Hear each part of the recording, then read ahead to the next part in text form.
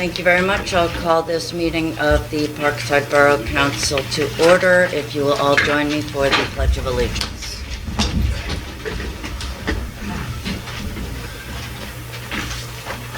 I pledge allegiance to the flag of the United States of America and to the republic for which it stands, one nation, under God, indivisible, with liberty and justice for all.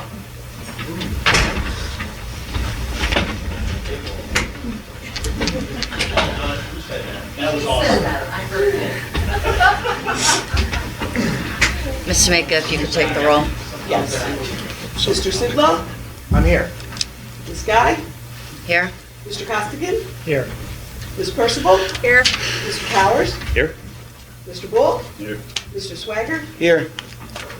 Treasurer Stillwell? Here. Solicitor Wills? Here. And Engineer Rodo? Here. And our junior counsel Daniel? Here. And junior member Fiona? Here. Mayor And the Mayor Roman here. Thank you very much. Is there any correspondence? Yes, I do have one letter that came in this morning. Good evening, Parkside Borough Council. There was a conversation that took place on Facebook recently on Edgemont Avenue sinkhole, and Councilwoman Purcival commented that Councilman Sidlow and the President Guy have continually stalled the repair by requesting detailed pricing and undergoing video performed again. After reviewing the meeting minutes and meeting video from July 2021 to present, I got the impression that the detailed pricing, including the underground video, were required to be performed as part of the Catania survey and design process in order to prepare for the project bid. I emailed Councilwoman Purcival and asked if this was something that could be discussed by email. She directed me back to the meeting minutes and stated the project is not ready to be bid out.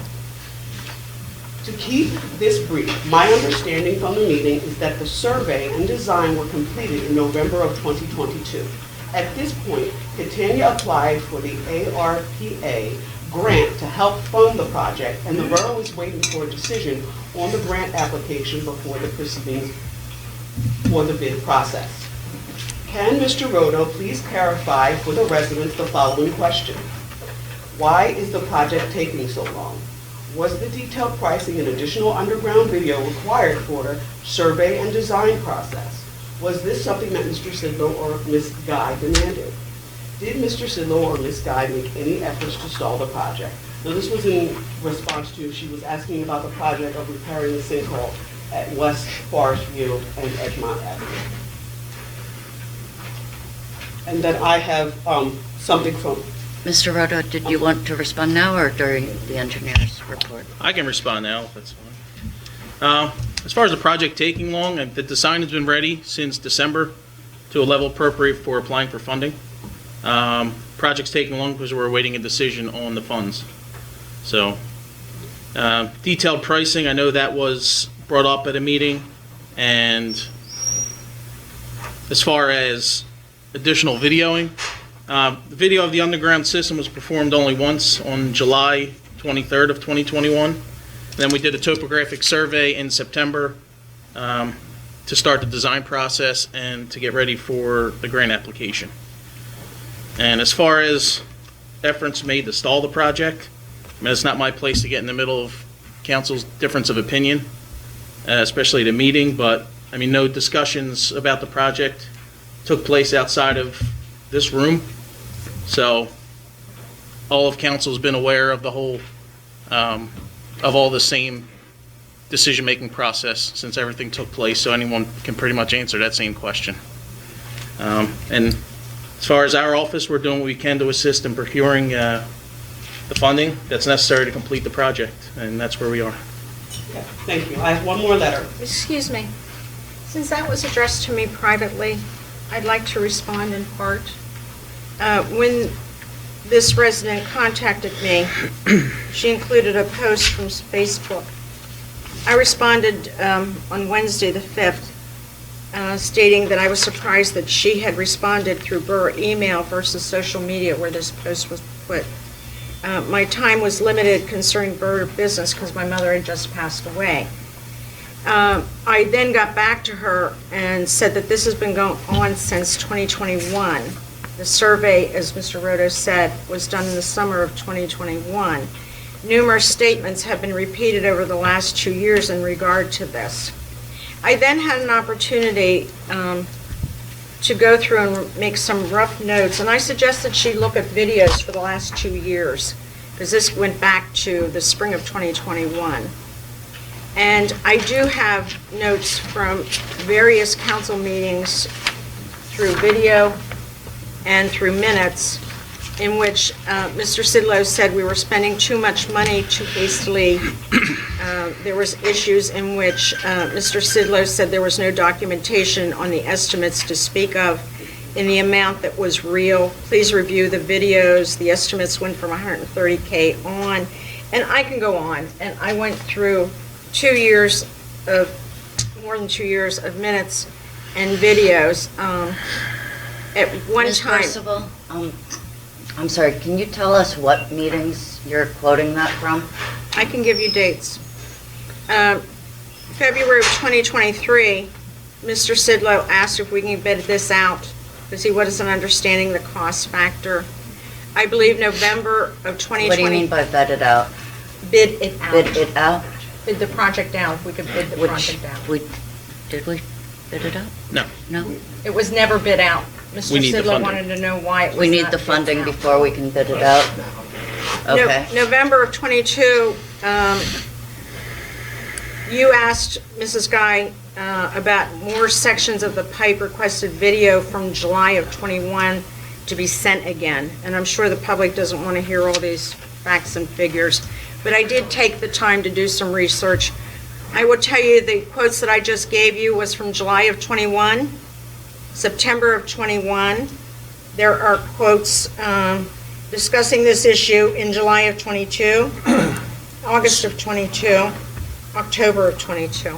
So what is the point of this topic? So us asking My questions. point is, Are you saying that we're holding up the road from being repaired, the sewer line, lady- the sewer line from being repaired? the young lady's initial email to me was, can you give me direction as to when Mr. Sidlow and Mrs. Guy requested detailed pricing and more underground performance?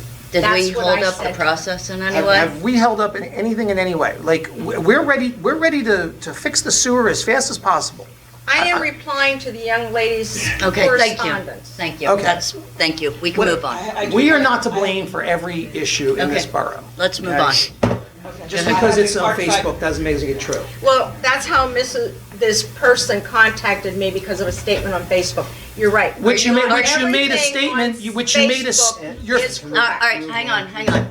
Just quick question. Are you proposing that we should correspond with residents on Facebook instead of No. by email? No, but she Okay. did not copy all of council, and I did not copy all of council back, and I responded in general within a timely manner. Thank you. We can move on now. Yes. Thank you. Parkside Fire Company report for the first quarter of 2023. Please accept this first quarter report from the Parkside Firehouse. January through March financial report is as follows. We have deposited $69,889.66 in our general account. This includes first quarter borough check in the amount of $33,755. Also, we are thrilled to share that the Parkside Fire Company received a grant in the amount of $25,035 from the Delaware County COVID Fund. During this time, expenses in the amount of $43,991.47 were spent. Itemized as such: trash, $624.30, fuel, $590.35, building maintenance, $792.38, janitorial service, $1,200, fire equipment and supplies, $2,765.50, insurance, $18,243.30, training, $2,157, utilities, $7,926.18, cable, telephone, and security, $1,913.89. A locksmith, $44.85. Landscaping, $200. Accountant and tax, $2,200. Computer and tech, $3,006.04. Pest control, $789. IDs for volunteers, $58.98. Refund, $1,297. And interest of $2.30. Beginning balance, January 1st, 2023, $50,688.16. Ending balance as of March 31st, 2023, $76,586.35. Submitted by the Parkside Fire Company on April 19th at the Parkside Borough meeting. Thank you. That's all correspondence. And that's all the correspondence I have. But I do have something from the desk of the Borough Secretary. It's springtime now, and grass and stuff is getting high in our neighborhood. So if there is an ordinance about having your yard neat and grass cut, so if everybody could just get out there and clean up their yards, people have been getting a little bit of stickers about the yard and clean up and stuff like that. If you have questions concerning whether it's legal, please go onto our website and refer to the Eco 360 concerning weeds and maintenance and abatements and keeping your property neat. Okay? Thank you. That's all I have. All right, thank you. The next item is the mayor's report. Thank you, Madam President. To start with, I just need to say the two things on the agenda under my name are not my projects. I don't understand. Oh, they're not under your name, they're separate items. Well, they're under, it says mayor's report. Well, they're not bulleted and indented, so. So, crimes of March. Harassment was one, assault was one, theft and identity theft were one. Calls for service was 103, most prevalent. Medical emergencies, there were 18. Assist other agencies, 11. Suspicious person, 8. Alarms, 8. Animal complaints, 8. Accidents, 3. Traffic detail, 24. Motor vehicle stops, 21. Traffic citations, 12. Warnings, 9. That's with that. With our cleanups, we're going to start our cleanups again May 13th. Maha had something she wanted to speak about. I think you have her report. So Maha is doing a project with school where they're going to combine that with our cleanup. So, and like I say, Brianna will talk about that. Let me see if that was on the agenda.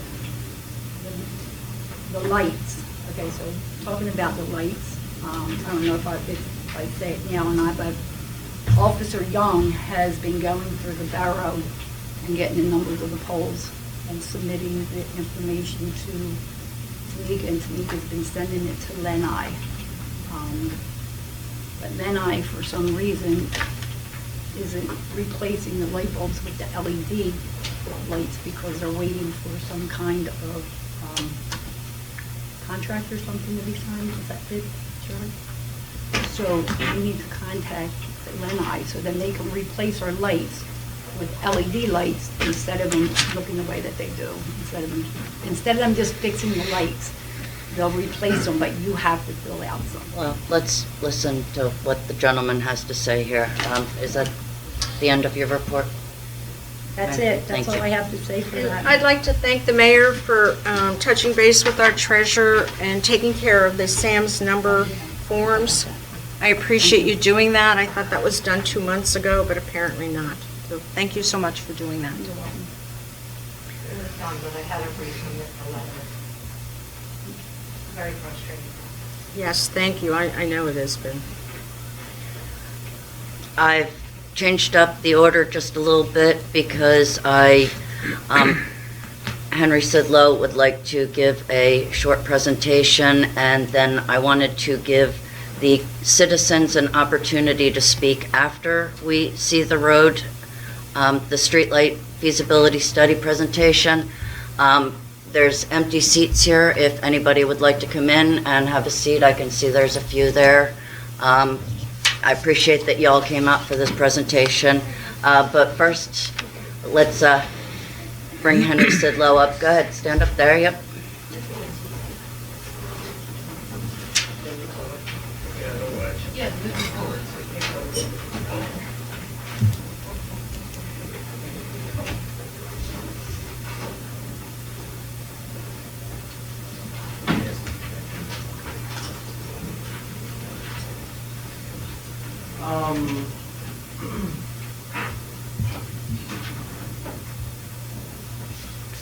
My name is Henry Sidlow. I am a Life Scout of the Boy Scout Troop 495, and I would like to become an Eagle Scout. So one of the big steps in becoming an Eagle Scout is conducting and leading a project that will better help the community.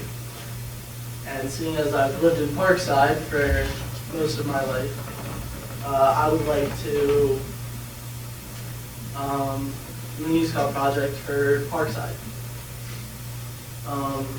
Oak Island is a traffic island in between Tom Sweeney and West Garrison Road. It was mostly just a stop signs on it. However, I would like it to be a place of where you can sit down and just be, and outside. In September of 2009, the plaque was placed, the plaque and trees, there's 2 plaques, and the tree was placed down there alongside another Eagle Scout project that was not completed. So I'm doing one now. My goal for the project is I've got a few benches that I would like to place down, as well as a trash can and a picnic table. I've already received plenty of criticism of the picnic table, and this is just giving me a rough idea. I'd also like to put some planters down, obviously flowers there. As well as do some rough polishing up and refurbishing. For example, the bushes need a little bit of a trim, and the plaque that is on the stone in front of the tree is very difficult to read. And the sign for West Garrison is just not there. I don't know if you know that, it's just not there. So I'd also like to replace that. So now I'd like to open up any questions or concerns or criticism you may have for the project. Thank you very much, Henry. That was wonderful. And yes, thank you.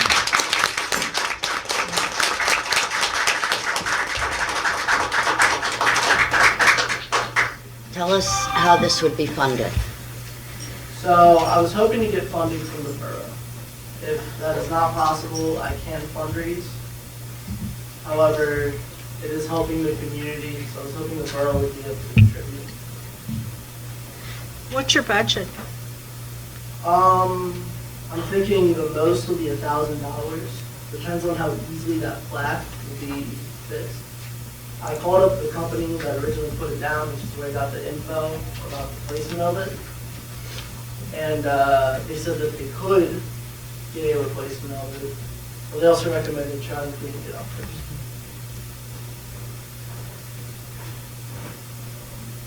Any other questions? I think we should have a clock tower.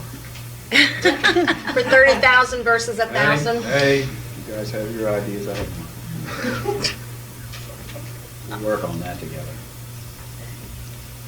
Do we need to make a motion to, Not yet. yeah, I think what we'll do is we're going to think about this, and I think we're going to ask you for some more information, like some more details about how much various things cost.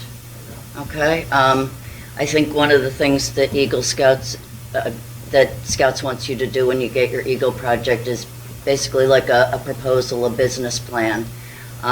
This is a great start, and I think with more detail and we can discuss the financing options and see how we can help you with that. Henry, But- what is your deadline? I turned 18 in a year. You've only got one more year then? Yeah. Okay.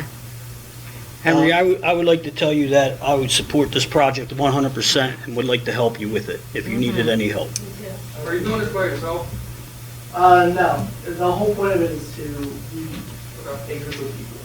So, if anyone wants to help, reach out. I think I can get a few guys together. Fantastic. Just a suggestion, if you work on part 2 of the workbook, that'll answer most of the questions that I think council would have as far as your project plan. I have a question, though. If we delay this 1 month, you're going into the mid-May planting season, and then the hot summer months where the plants may not survive without regular watering. So I personally would like to move forward to at least give the young man the idea that the council will support his budget of $1,000, and then to come back and proceed. That's not how it works. It's not? No, he has to write the plan, he has to have it approved. If he starts the plan, if he starts to work the plan, it'll never get past Brick Brown. Okay. So he has to, all of us support you in this project. You're doing And fantastic. most of us We'll know always the help steps. you. Well, Okay. think fall Who plants. was your cub master? Yeah, so, Think some fall planting. Who was your cub master, Hank? I want to know. Let's not go over that too far.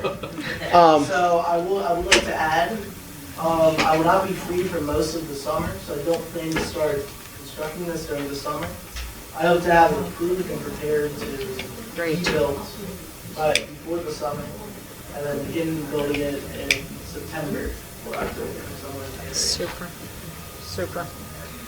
Well, just a shameless plug for the Scouts. Honestly, it's, if any of you have kids in your life, they now have girls, boys, everybody's welcome. There's a lot of troops out there, and I highly recommend it for kids. Can I make a motion that we just approve his moving forward with the project, so that way he can verify he has council approval I'll when second that. when he goes Do to we need to add it to the agenda? Borough Council?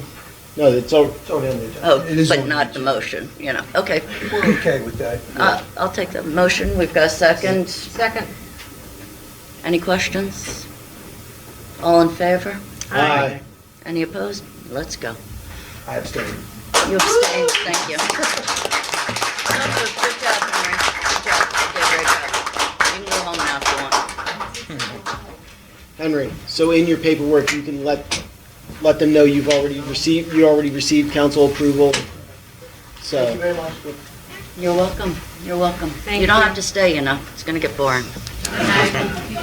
Wish I didn't. All right, our next item is the presentation. Scott, would you like to introduce? Yes, so,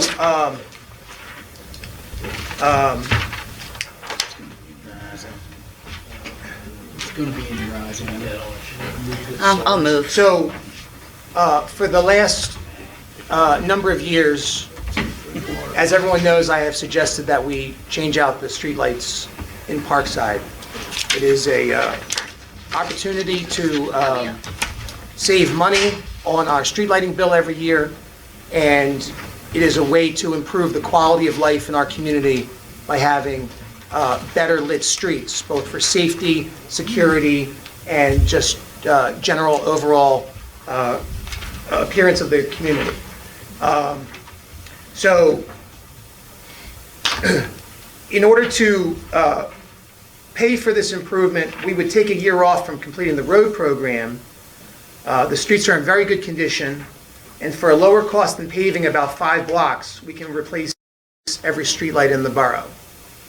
Tonight, we're going to hear from Mr. Mike Fuller, who's with Keystone Lighting Solutions. He is the lighting expert who has won a competitively bid contract with the Delaware Valley Regional Planning Commission. The DVRBC creates policies and infrastructure programs to help counties and municipalities in the Philadelphia region, including the program that we're talking about tonight, the streetlight program.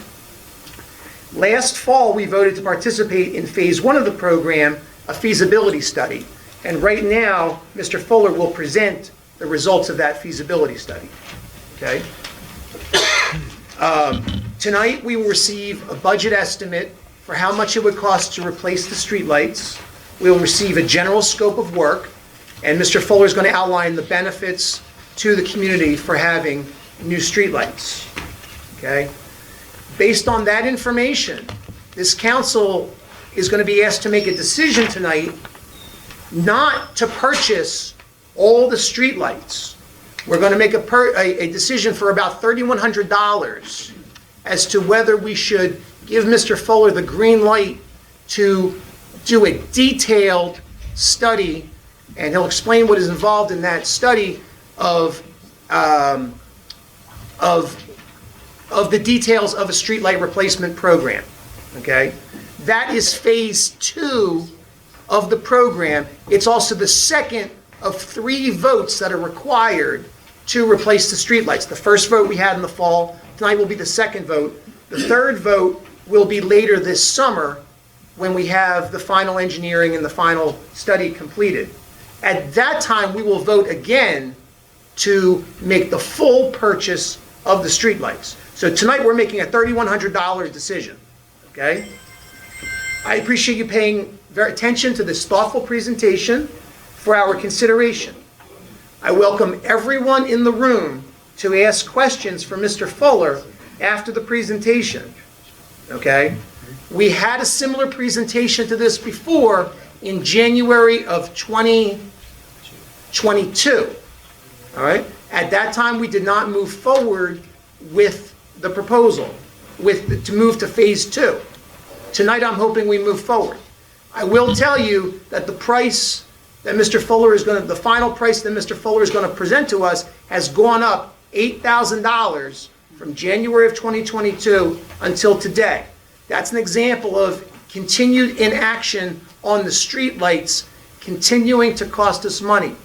And if we were to replace the streetlights the way Mrs. Roman said just a moment ago, Mayor Roman said a moment ago, one fixture at a time, the cost per fixture would be significantly higher than replacing all 112 fixtures all at one time. Okay? So that is a general sense of what is about to happen with Mr. Fuller. Again, everybody can ask questions. Thank you, Mr. Fuller. Okay, great. Thanks. Good to see you.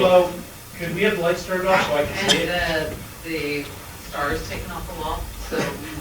Well, we can't take that photo. Can you do the lights? Someone in the back do the lights. They're right behind you. Right there. Thank you. You guys don't want to wait back here? Sure. There's also a copy on your desk. We all have copies on our desk if you can't see the presentation.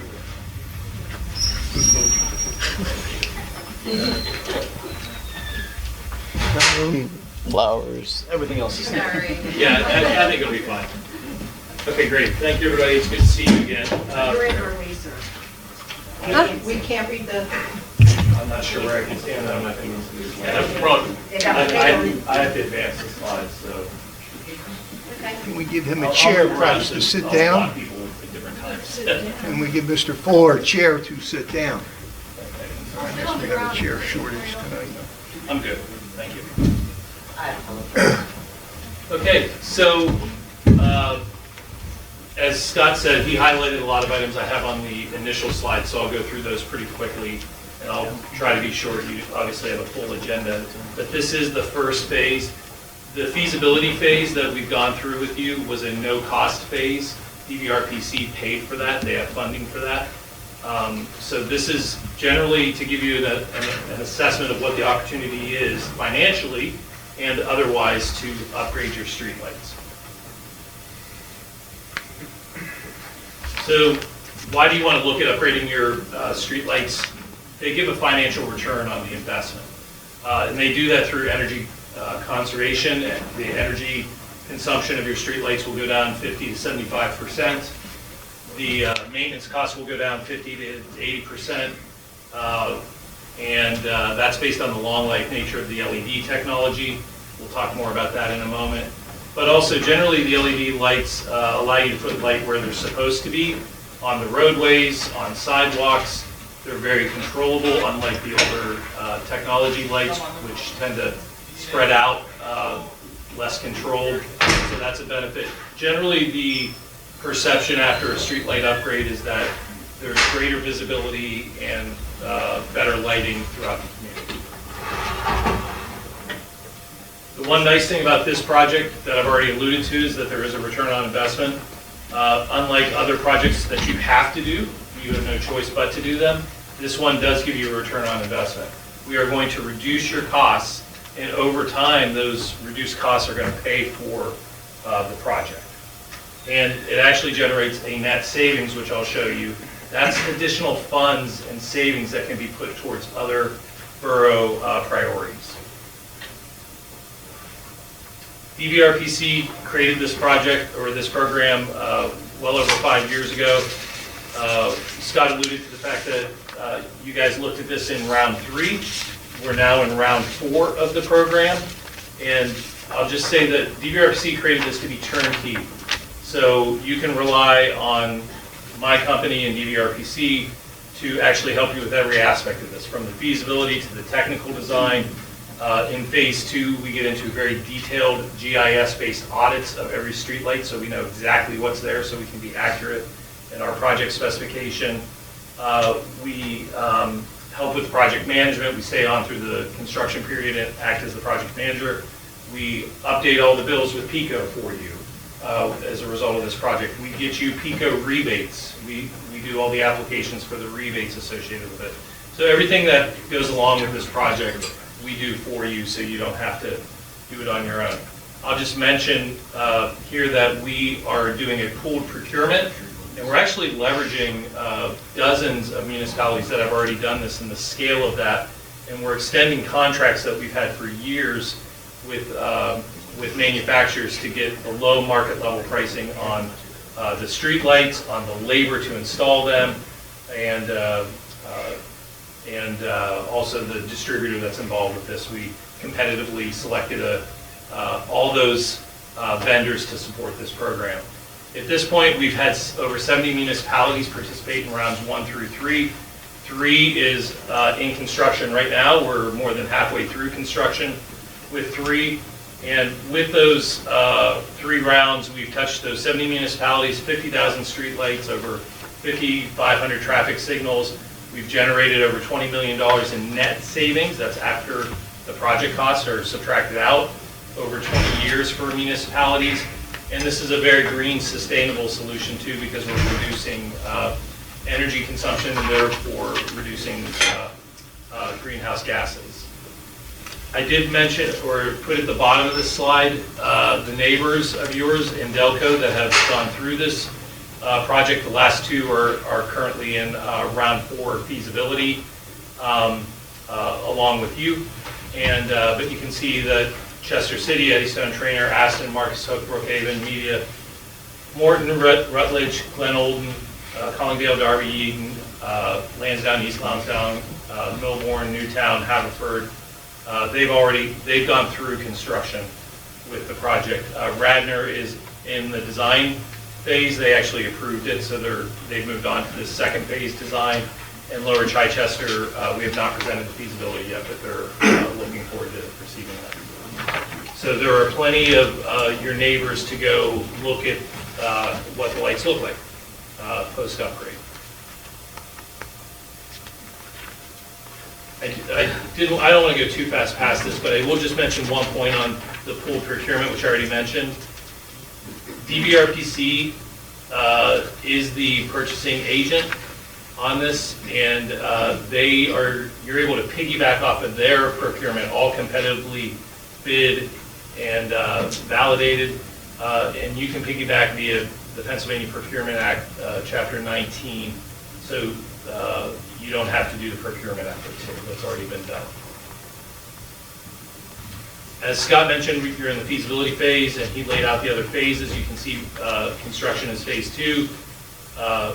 Design is phase 2, and construction is phase 3, and post-construction is phase 4. So what do we have in the feasibility? We've delivered, in addition to this summary presentation, a 40-plus page feasibility study that has all sorts of analysis and the minute detail on our assumptions at this point.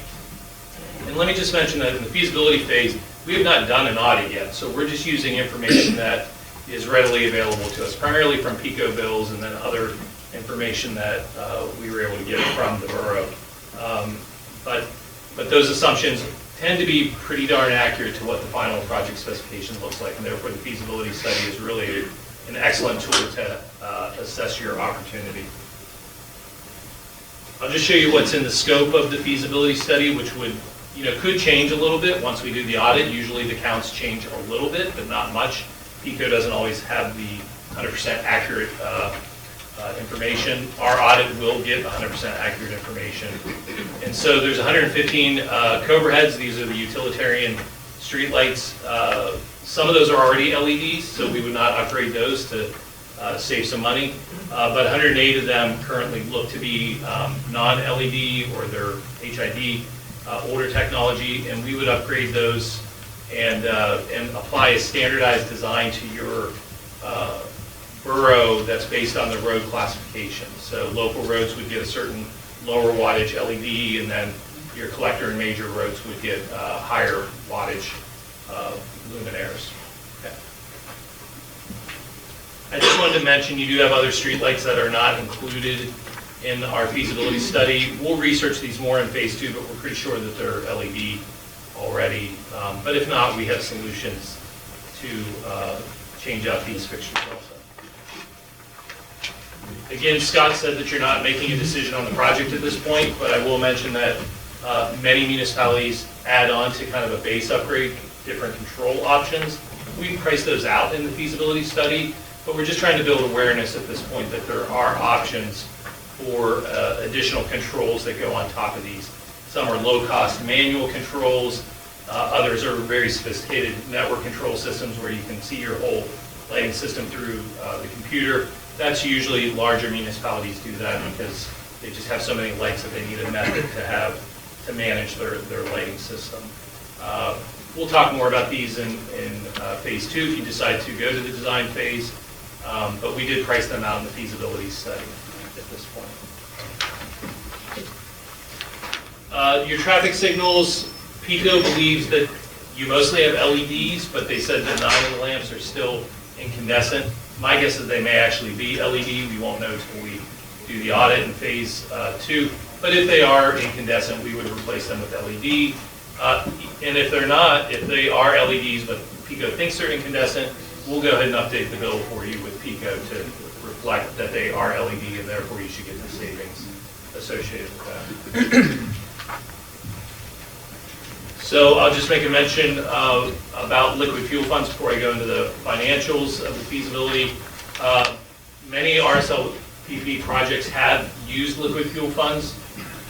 Part of the turnkey approach, we help with the project approval with PennDOT. So we know how to fill out those forms and give you all the information you need to do that. Then when it comes to verification of the project, we supply all that information. So we've done that with many projects.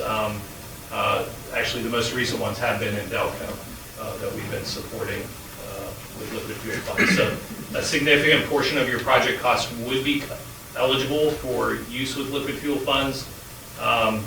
Fortunately, your scope of Cobra heads is really what's eligible, and all the material and labor for the actual fixtures themselves are covered and considered qualified by PennDOT.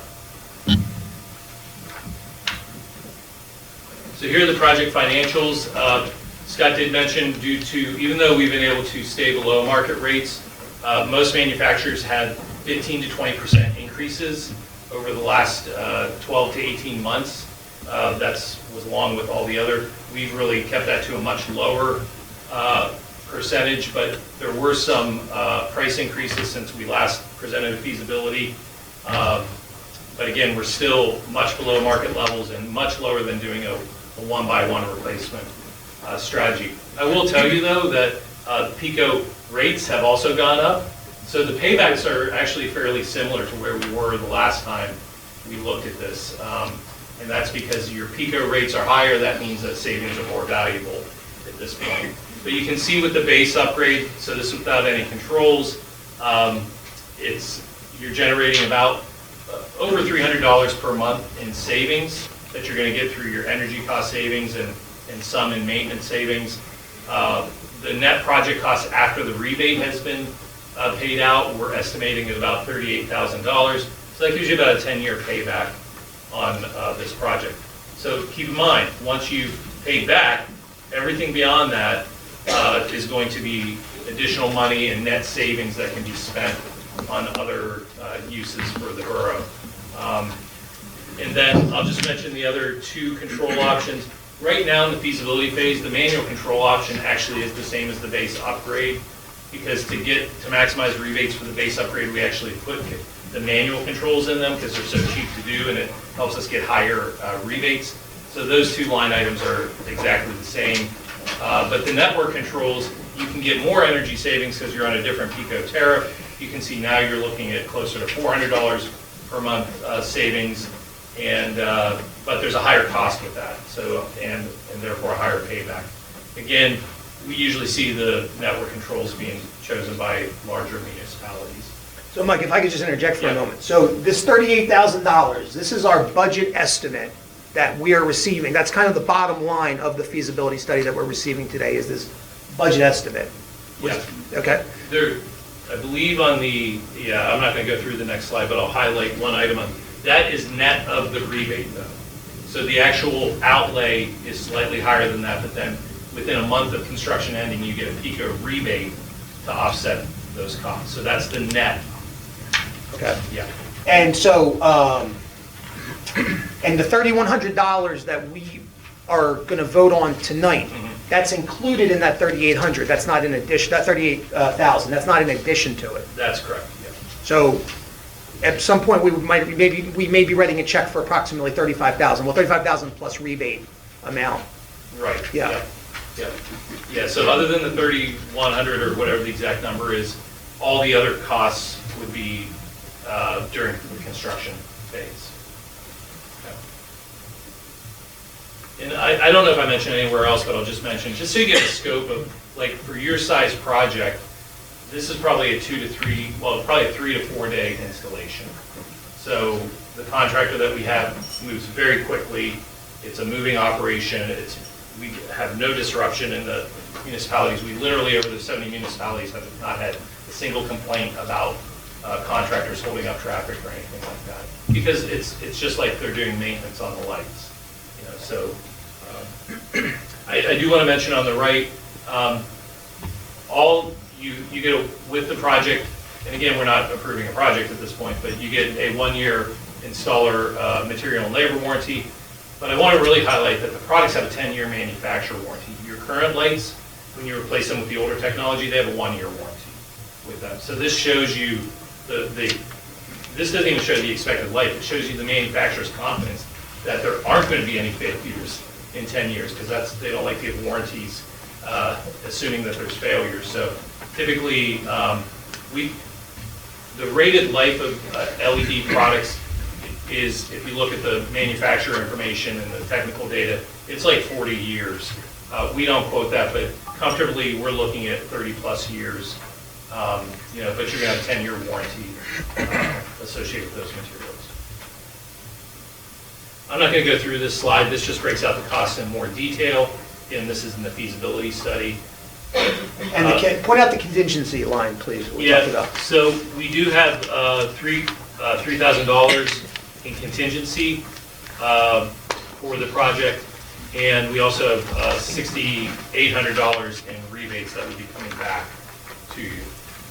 And those are all part of that 38 number. So the contingency is your money. If we don't need to spend it, we don't. But we do put contingency in case rewiring has to occur. If the contractor finds unsafe conditions with the wiring, which we can't see during the audit, we carry contingency to take care of that.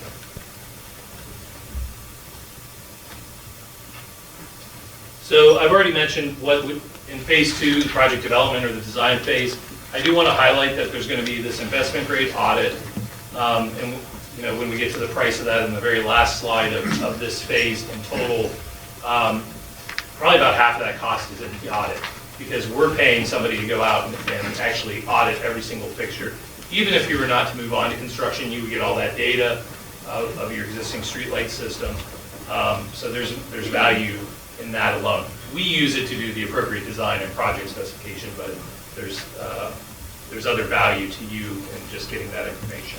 So we do the design, we do all the rebate-related information, but ultimately all this leads into final project specification that we would come back to you in the summer, ask if you'd like to move on to construction, give you the actual final specification, and then you could decide if you're moving on to phase 3. This is a reflection of the GIS-based audit that we do. But next steps, obviously I'm available to answer any questions. Again, we are only in feasibility phase. We will be looking at everything fresh in phase 2 backed up with a real audit. And there is a resolution on the agenda to decide if you want to move to the second phase. And to Scott's point, what you would be committing to in this resolution would be the phase 2 design fees, which not only include KLS fees, my company, but also DVRCS and program fees. That's all included in this 3,100. That 3,100 is all included in the 38,000 that we presented earlier for the base upgrade. And so if you were to move forward, we're going to kick off phase 2 with all the round 4 municipalities. In May, our auditors will come in at one time and do all the municipalities. And then phase 3, you would decide if you want to move to construction late in the summer. And then we're hopeful that we would still be installing at the end of this year. Okay. So that's what I have for you today. And we can turn on lights and see if there's any questions. Done a little slower. I was going to say, it just popped right up there. Oh, yeah. It's like those aren't part of the study. Oh, okay. But he's like, chances are. I would love to see us have LED lights. The question I have is, I want to know, Donna. Yeah. That's what I want to know. Spotlight. Okay, so I just have a couple questions. Do you know if other municipalities have been able to pay for this with 100% liquid fuels, or does the borough have to pay some of it out of their general fund? Yeah, there's always a little bit that has to be paid out of the general funds because for some reason PennDOT doesn't want to pay for the photo cell on top. But also the design fees and the program fees, those are not eligible through liquid fuel funds. How much is that approximately? Well, it was the 3,100 for phase 2 in total.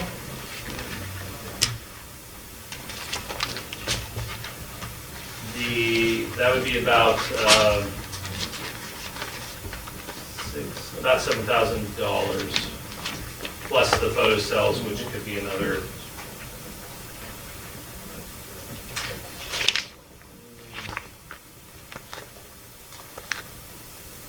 Maybe $1,000. Okay, so 8,000? 8 to 9. 8 to 9. Right. So of the 30 of the 31 would be paid in the design phase. So the remainder would be what would be paid in construction. So about 10 or 11 is out of general fund, and 28 is out of liquid fuels. I think it's less than 10 or 11 out of general funds. Okay, 8 or 9. Okay. Yeah, maybe closer to 9. Okay. Yep. Okay. And we'll get that in more detail when we get the Oh, for sure. the second phase done. Yeah. Yes. Okay. I just want the ballpark for now. Yeah. And so when you do the installation, you said it doesn't cover the wires going down the pole? So I should have spent a little more time on it, but when you take the cover head off, you replace it with the new LED cover head. The arm stays, the wiring stays. 95+% of the time, the wiring is fine. If the wiring is cracked or brittle, the contractor will replace the wiring to the Pico tap. In the arm? Inside the arm, yeah. Okay, ours were changed like 20-some years ago, so it shouldn't be too bad, right? No, it shouldn't be. I'd have to look closer. I think you have, like the cover head image that I showed, I think that's the style fixture you have. there's a previous older version of that, Joe, you may be familiar with. It's like a dusk to dawn or a NEMA type. If you get a lot of those, they tend to take a little more rewiring because there's more exposed wiring, but I think you're mostly Cobra heads, so. And when Lenai, if it's Lenai who's out, that's been doing maintenance, they're under the same requirements with the National Electric Code. If they see an unsafe wired condition, they have to replace the wiring. So it gets replaced over time, so. All right. Anyone else on council? Go ahead. Just a couple of questions.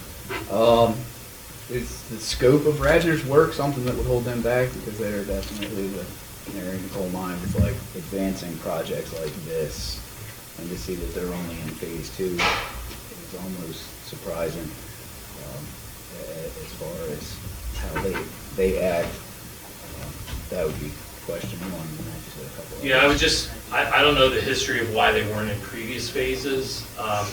Some municipalities have looked at this trying to go on their own, and then once they heard about DVRPC, I mean, we do have a little bit of a lead time to get into it, so we could have been talking to them over a year ago. But they quickly approved the project to go to the design phase. Good. And I've noticed a few of them, basically because I go to work in the dark. There are, when they fail, they flicker, and it is a disturbing flickering. Is that under your part of the contract, or like how does that get resolved? Because I can see residents being wildly upset with that happening outside their house.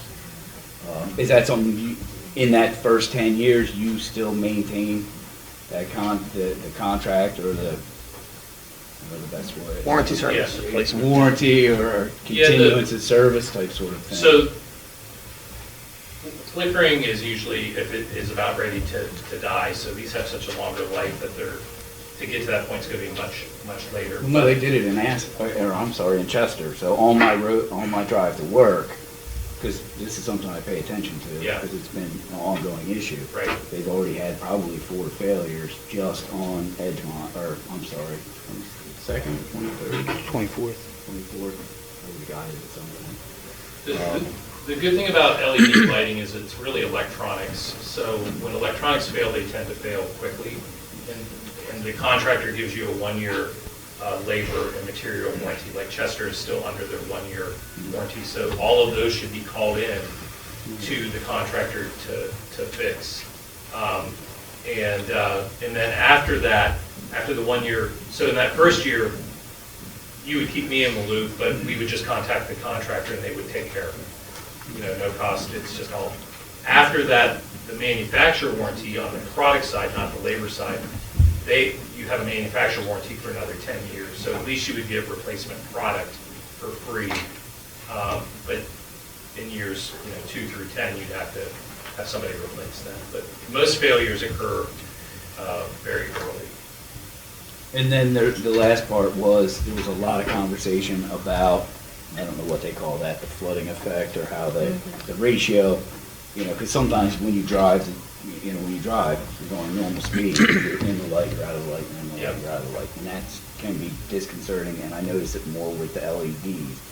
My question is, originally they were talking about the height of the heads being changed, or are we talking about just the bulbs getting changed, but we're going to charge for an audit to do that, so we just get bulbs no matter what? Yeah, so this is basically a 1-for-1 fixture replacement. We do sometimes add additional lights here and there, but essentially it's a 1-for-1 replacement.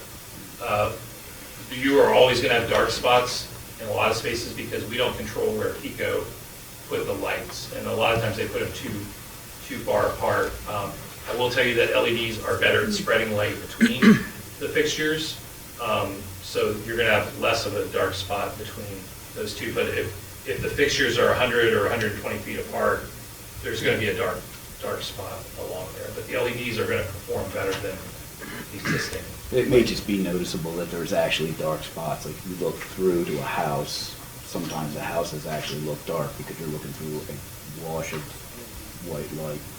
So those were my questions.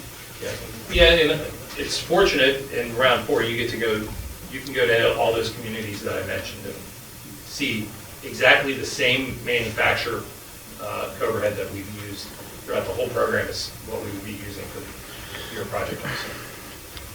Can I ask you a question? The total project cost looks to be about $45,301.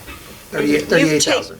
I'm sorry, you've taken the PICO rebate off of that to Right. bring it down to $38,415. Sure.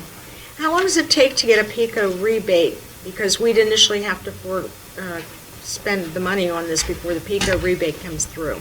Right. So the PICO rebate usually comes about a month after construction is completed. Your construction period is about 3 to 6 days. So if we are proactive when we time it correctly and we submit that application for you, you have to sign it. But other than that, we submit that and they cut checks every few weeks. Now, when you do this survey for the next phase, do you also indicate where we would need additional poles, or is that not part of the survey? We can look at that, but typically this is a one-for-one replacement. Okay. And what's more valuable to us is for you, council, police, whoever it would be, to say, I've got 3 or 4 problem areas, and I'd like you to really look at those more closely. In the design phase, we will look at those specifically. We often say, wait till you get the LEDs, because you may resolve the issue with that. But if you point out an area and I'm like, yeah, there is no lights there, we often will, suggest a small number of additional items, but it usually is driven by your input. And at what stage, would it be the next stage where you could define the cost from liquid fuel and general fund? Yes, in phase 2, we would do that exactly to the penny, basically. Thank you. Mike, I have a quick question. Mr. Bull was saying, like, with spacing's an issue. Yeah. During that design phase, you would look at different light distributions, like a 3 versus a 5, to kind of try to mitigate some of those darker spots if possible. Yeah. Yeah, we, not to get too technical, but we use type 2s on all the roadways. That spreads light most, like, left to right if you were looking at the picture from across the road. Type 3 is a little fatter. We use those in some intersections because that gets more light into all the intersecting roads. And actually, in some cases, we use type 5s. If you have an arm into the middle of the intersection, that's a round distribution. So yes, we capture audit data that allows us to make the right decisions, the best decisions for what distribution of light to use. Thank you. And so the payback period is 10.3 years. Yes. So that basically means these lights would pay for themselves in 10.3 years. Yes. And then on average, if they last 30 years, you have 20 years of additional savings. Right. Okay. Yes. Yeah. Which is So as a base upgrade, after your 10 years, you might have $3,600 per year for another 20 years. Yeah, we estimate we do everything over a 20-year period, and the net savings number, which is on the more detailed chart of the base upgrade, is at the end of 20 years, this would generate, based on the feasibility, $36,000 of net savings. And so it's basically an investment. It's a return on investment, yeah. It's better than most investments. Yeah. And a better return on investment than paving streets. Yeah. Well, that depends if you want to see the pothole with the new lights or what you want to do in life. Well, I encourage you to tell me which streets we need to look at, and we'll see if we can figure it out. I believe that's not my field, but maybe our... Because the potholes, that's Edgemont, that's a totally different matter. I wasn't talking about Edgemont Avenue. I'm very aware that's state road. So my question is, and if it's not appropriate this time, I'll ask it at a later time. I would love to see LED lights in the borough, but I'm worried about depleting liquid fuels, number one, and number two, I'm worried about the cost. Maybe the treasurer can answer this. Are we in financial shape to spend this kind of money? And if we are, then that's great, and I feel we should move forward. But that's what I would like to know first. Well, depending on what projects you want to run that are liquid fuels related, we do have funds in liquid fuels that, I sent out the report, and you can see that there are funds in liquid fuels to support the project. But I don't know what other projects you have lined up for liquid fuels this year. And you get your liquid fuels funding every year. So, you know, you can kind of plan ahead on what projects you want to do during what time frame. So usually the funding for liquid fuels comes in the first week of March, because I think it came in the first week of March. So, I mean, and I know that this has been done in Eddystone, and I can confirm how long it took to get the PICO rebate. But I think as far as I know, they're happy with that project. I can check with them. In your professional opinion, do you feel financially we should move forward? I mean, I'm not an engineer, so I don't know from a lighting I'm just talking standpoint, but completely from a financial financial. standpoint, I know that a lot of boroughs and municipalities are doing it, and I think for councils, you know, to be able for you to feel comfortable about it, I would call those other boroughs. I mean, like said, Eddystone's right around the corner. You know, you can go there and talk to them. I can get information for you, become their treasurer. But, you know, if you're going to save money, you're going to upgrade your lighting, and this is something that you can fund out of liquid fuels and not have to use the general fund for. To me, it makes sense, but, I mean, that's your call. Okay. And Thank you. Well, once we pay, I'm sorry. To Donna's point, I remember the first time you came and presented this, and I contacted several different municipalities, their borough managers or secretaries. I can remember Brookhaven, Lansdowne, a few different ones, and they all were very happy and satisfied with the lighting and the savings that came with it. Mr. Roder, generally, our road programs is around $50,000, is that correct? Yes, that's where it was this year also. Okay, so. Past year. So this is a lower cost than what we generally do for a road program. It just means not doing a road program for once a year. But if we do 20 years in a row, the last time we did the streetlights was 22 years ago. If we do 20 years in a row of road program, I think it's okay to take a year off, replace every streetlight in the borough, and then we come back to the road program next year. I'm not really worried about the road program. I'm really worried about liquid fuels, and we had a real mild winter, and we had no salt, no overtime, that sort of stuff was thing. I'm worried about depleting liquid fuels. That's what I'm really worried about. If we still haven't paid for the beacons that come out of liquid fuel. If you deduct that from what we have in liquid fuel, that brings us down to $57,600 roughly. So the cost from liquid fuel would not, it would prohibit a road program. But we also need to think about emergencies for an inlet, which we already know there's an inlet that's bad, salt for the roads next year, and to pay PICO to run the street lights. So I think, even though I agree that we do need LEDs, is this the time to do it? I'll point out that we're already paying PICO to run the street lights. Out of liquid fuel? Yeah, and it'll be less once we have the LEDs. Also, didn't we not buy salt before this last winter? No. Oh, I thought you guys said that you made a deal with... We did, but we didn't purchase any. Oh, an agreement, okay. Requested to purchase it Purchase from them it. if Gotcha. we needed to. All right. They but have to purchase it. How to be much able do to you need? supply Maybe us. $10,000? Because that's the difference between the 50-some and the 38. It's close, yeah, it's All right, close. so, I mean, And I'm also still worried about the storm drain repair that we might be on the hook for $32,000 at Edgemont and Tom Sweeney. that's not us. Yes, it is us. We own that storm We own inlet. it. I thought you guys had been working with Brookhaven and... Nobody owns up to it. Nobody will own up to it. I called PICO 2 weeks ago, and they gave me the last two contractors that dug in that area. One was Daniela, and one was Henkels and McCoy, and neither one of them said they didn't put a steel plate there. And I'm having problems with PennDOT to answer the question. It's a major plate, so someone drug it there with a backhoe. It's still sitting there. This is Edgemont Tom Sweeney or Upland Tom Sweeney? It's Tom Sweeney and Upland Road. Upland, okay, Upland. Okay, so does anyone else on council have any questions for? Okay, so we're going to do this a little differently. If you have any questions about the lighting program, because I'd like to let this gentleman leave. So if anybody has any questions that you'd like to ask this gentleman, by all means, please come up to the podium. Do not feel the need to say your address. Is there a sign-in sheet there, Timika? There is a sign sheet. There Okay. is. You may sign in with your address there, but don't say it aloud because we're being broadcast. All right, no problem.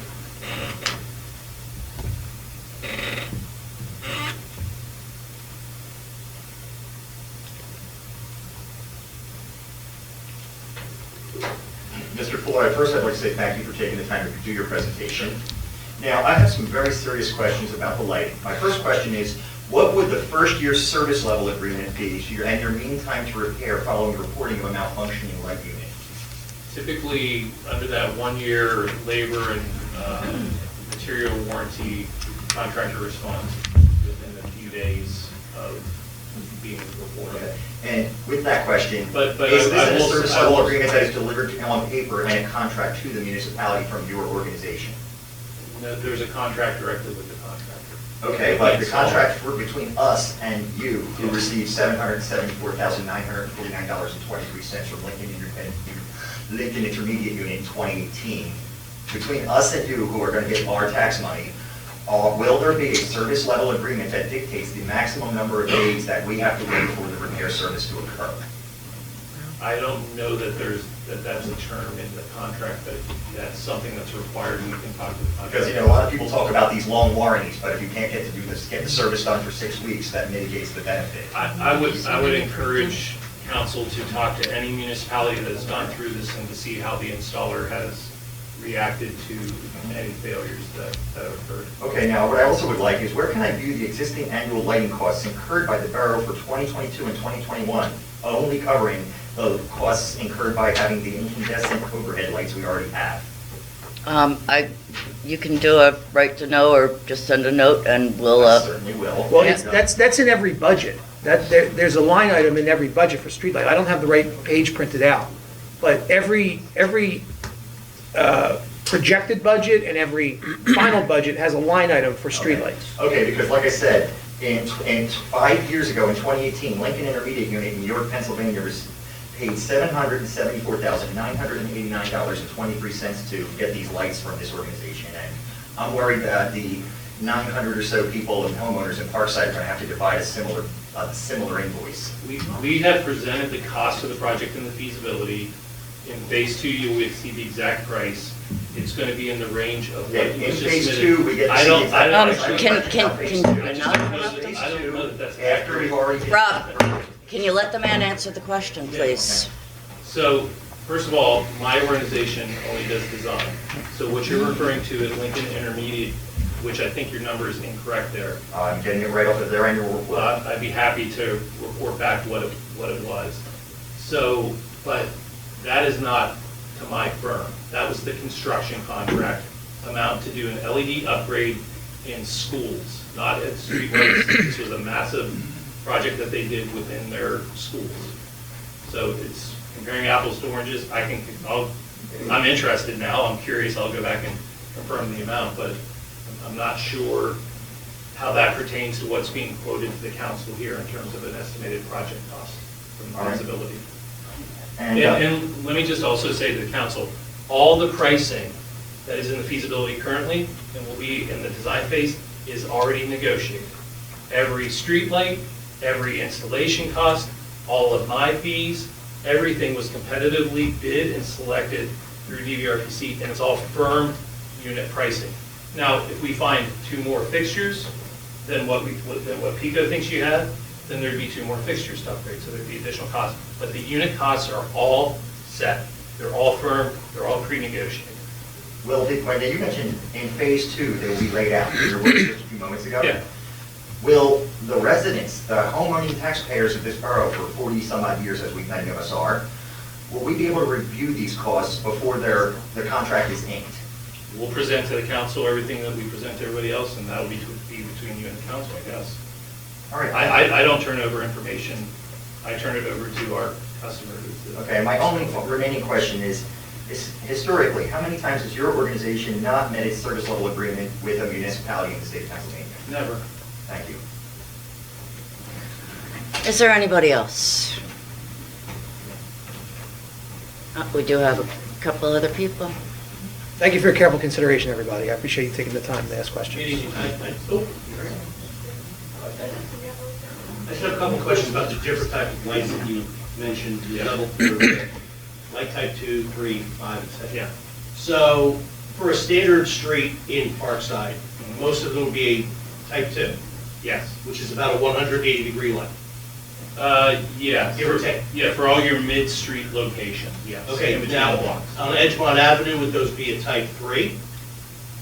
No, what we do is on a larger road, you get a bigger fixture lumen package out of it, but you still may have a type 2 mid-street. I mean, At the it's intersections. double lane highway. That's Pico though, right? Yeah, Ten there's on still, this it's side? still type 2, What? but they're mounted higher and therefore. Okay, the the other distribution type. In especially design, this they road. can choose different lots. You mentioned the depending wood on location. level of service. You mentioned the wood lot, and obviously you meant up in the wood lot. What about the road leading to it? On the same street? Because we have not done an audit, I can't, I'm just going off of the basic Pico inventory you have now, so. Okay. Scott maybe will answer, like, when we talked about the decorative lights, are they up in? Yes. They're the They're up decorative in- lights. They're the decorative lights, but there's a road leading to the wood lot that does have a few, Yeah, it's unusual because they don't use telephone poles. They have Metal. Yeah. metal no, the ones metal in the poles. wood lot, I'm not talking about those. No, on Park Valley Lane, they're not telephone poles. I think they're already LED though. They are Yeah, they've already Are they been aluminum upgraded. poles? And they're LEDs. This is, I think this is a question for the next phase. Okay. So That's cool. I think we're getting ahead of ourselves. This No, is. I appreciate that. I just I was curious. I work for an integrator, and we deal with LED lights, and a lot of what you said made sense to me. So I appreciate you taking the time today, and I appreciate council letting this gentleman make this presentation. Thank you. Suzanne Nolan, I have a couple of questions. The first one is, if some of the street lights are being obstructed by trees, would you be adjusting them on the poles? Or would you be cutting the trees back so that the lights can be showing more light? So during the audit, we capture probably 30 attributes about each street light. They walk around with a tablet, they capture all this information. Some of the information they capture is if there are tree obstructions. We will talk to council about that. The contractor will make sure they can install the light, and they can do some minor tree trimming to do their work. But in terms of the distribution of light, if we find an egregious situation, we report that to council, and we could decide if we include it in our scope. A lot of municipalities have their own tree services that they want to use, so we just let them handle it. But the information will be gathered. So would that be an additional cost? Would that minor obstructions of any of the trees? To be honest, I think out of the 70 projects, there's only been one or two that we've used some of the contingency for tree trimming. But that's why we carry contingency on the project. And the other question is, I noticed that some lights go off and on with these new lights. Would they do that, or would they be on all the time? They should be on all the time, but if you see flickering, if you see inconsistent, operation, the nice thing is now you have a 1-year warranty that you should be calling us and the contractor right away to say that's not appropriate. One thing that we do is we work very closely with Pico, and they, because of how much they serve, they often, when you report something to Pico, it takes them many weeks to get something resolved. We have a direct line that we communicate through our projects. We tell them, hey, there's a power outage here, we can't complete our work, and then they fix it, and then it's resolved. I noticed it on the number of lights. And if I go out on Edgemont Avenue by the Razor's Edge, that light goes off and it goes on. I don't know if it's motion sensor. No, so that's because the light fixture is 20-some years old. That's a high-pressure sodium fixture. High-pressure sodium fixtures, as they get old, first they get dimmer more gradually, and you don't even really notice it. And then when they're nearing the end of their life, they get too hot, so they turn themselves off. Then they cool off, and they turn themselves on again. That's a technology we will be getting rid of. It's out-of-date technology that will be replaced by the LED. So They won't do that then. No, they should not. Thank you.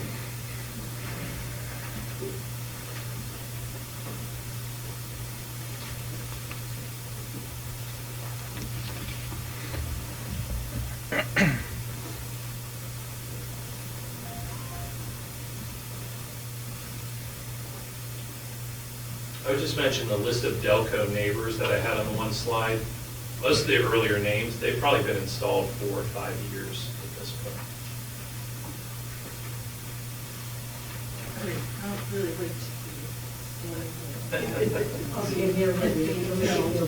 I can block, yeah, there you go. You're not alone. I'll put my head. Thank you for your presentation, everyone. I would just like to hear about how they address the. I like to watch the stars and the moon. I need the moon. Yeah.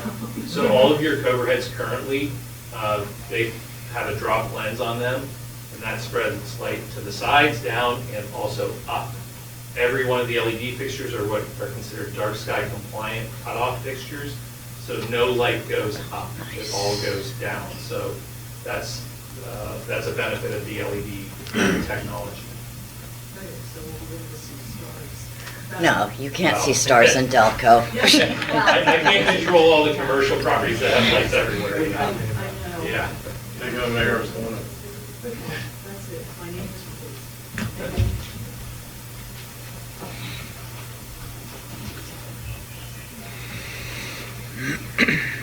One question about the liquid fuel. If we deplete liquid fuel and we need something, it's a simple question, then all that money will have to come out of general fund?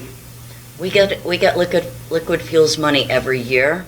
Understand? And for this, we will use 10,000 less than what we have in liquid fuels, which means if we need it for salt, for plowing, we have it, and then it will be replenished again next year. So we won't use all liquid fuel for this job? It will leave over $10,000. We generally have 10 or 20 at the end of each year in liquid fuels remaining, something like that. Well, okay. That's untrue, because we usually leave about 32,000 in liquid fuel. We did a beacon project that cost the borough so far $32,000. They have not billed us. 8,000 of that project is coming out of general fund. So that if we use this project out of liquid fuel, we'll be left with approximately 10,000. And there'll also be another 9,000 coming out of general fund. So we will deplete it until this time next year. Right, okay. What does it cost, it's a simple question, what does it cost us in our streetlights a month? Because we're supposed to get a percentage, we're going to get a rebate on this. Supposed to save us 50% or something. What's our streetlights cost? I believe we budget $16,000 a year. Do you have the exact number, Donna? We budgeted $17,500 for street lighting. For the whole year or For the whole year.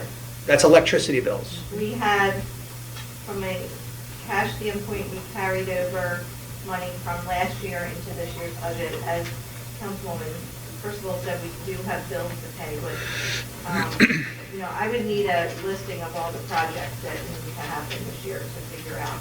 We did budget, in the budget, we budgeted a $90,000 for capital outlay. That was in the budget this year. The capital outlay, what specifically are we going to get? Well, that would be the Beacon project, which is how much? 32. 32. Rounded off. We budgeted, and this should be out there. We have $3,000 in the budget for Public Works, Roads and Street. We didn't spend any of that money. We have $8,400 for winter maintenance services, which we have not spent yet. We have $4,829 for $4,829. We spent 22.8% of that budget. And street lighting, we spent 26.8% of that budget. Maintenance for roads and repairs, roads and bridge, we spent $6,500 of the $20,000 budget. So we didn't spend any of the capital outlay yet. But the $3,000 in Public Works is for the speed bump project. That's for a generator, a drill, and the bits. So if you take that money from there, then there's no speed bumps. Has that been proposed? Okay, so there's 30,000. Yeah. That was discussed. Yeah, that was. Oh, was it? Okay. Okay. Thank you.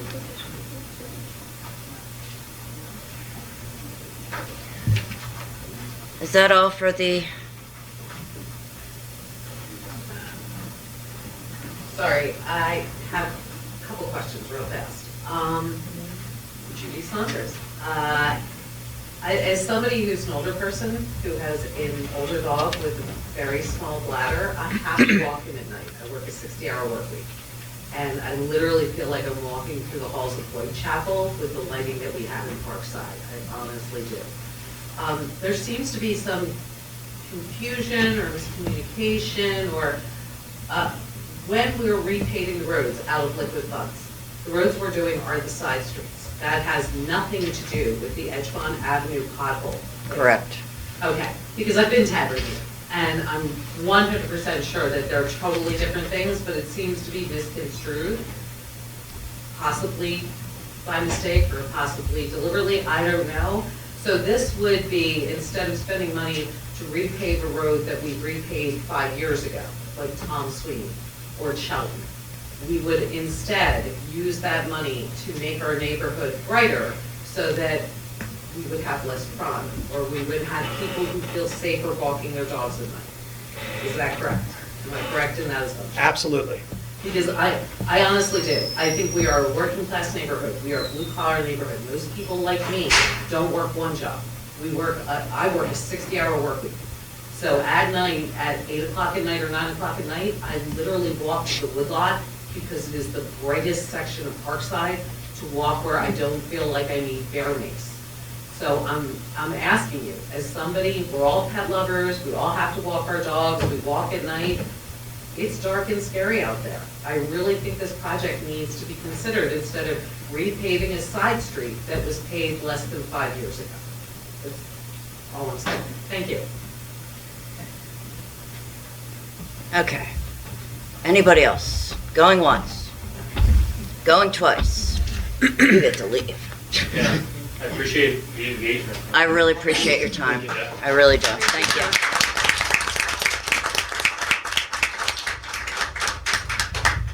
So can I make a motion? Yeah. Okay. Do we need, yeah, it's on here. So All right. we have Resolution 1857, which is participating in the next phase of the Regional Streetlight Program as run by the Delaware Valley Regional Planning Commission. There is a cost to the borough of about $3,124, and that will give us the information that we need to make further decisions about whether we want to make a bigger investment in a couple of months. But right now, we're just making a $3,100 decision about whether to have a commercial grade upgrade audit of our streetlights. So that is my motion. I move we adopt Resolution 1857. I'll entertain a second. Second. Second. Thank you very much. Michael second. Okay. All right. Any questions? Shall we do a roll call vote? Roll call for Resolution 1857. Mr. Powers? Yes. Ms. Purcival? Yes. Mr. Gould? Yes. Mr. Sweigart? Yes. Mr. Costigan? Yes. Mr. Sidlow? Absolutely. Ms. Guy? As well, yes. Motion passed. So moved. That's, yes. That was unanimous. That was beautiful. See? Thank you, Mike. We can work together. I'll be in touch. Okay, so we have another call for citizens. We have quite a few other items on the agenda. We're only an hour and 25 minutes into this meeting, and I haven't gotten to my president's report. So anybody who would like to discuss anything else that is on the current agenda?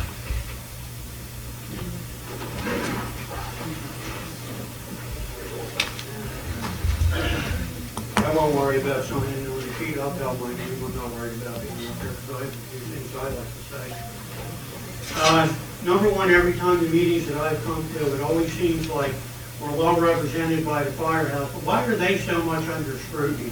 First of all, they're a group of volunteers that literally put their life on the line every day. All right, guys, order. If you can't... I'll tell you one thing, I'm getting tired of hearing about it because It's something to my heart because my son's a paid firefighter and he used to work for Brookhaven and he's working down south as a paid fire, putting his life on the line every day. We need this firehouse, just like we need this police department. Okay, this is not on the agenda. It's on my agenda and I gotta say what I got to feel about it. We have a procedure, thank you. We have a procedure here. There is a call for citizens at the end of the meeting if you would like to speak about something that is not on the agenda. This is not on the agenda. Thank you.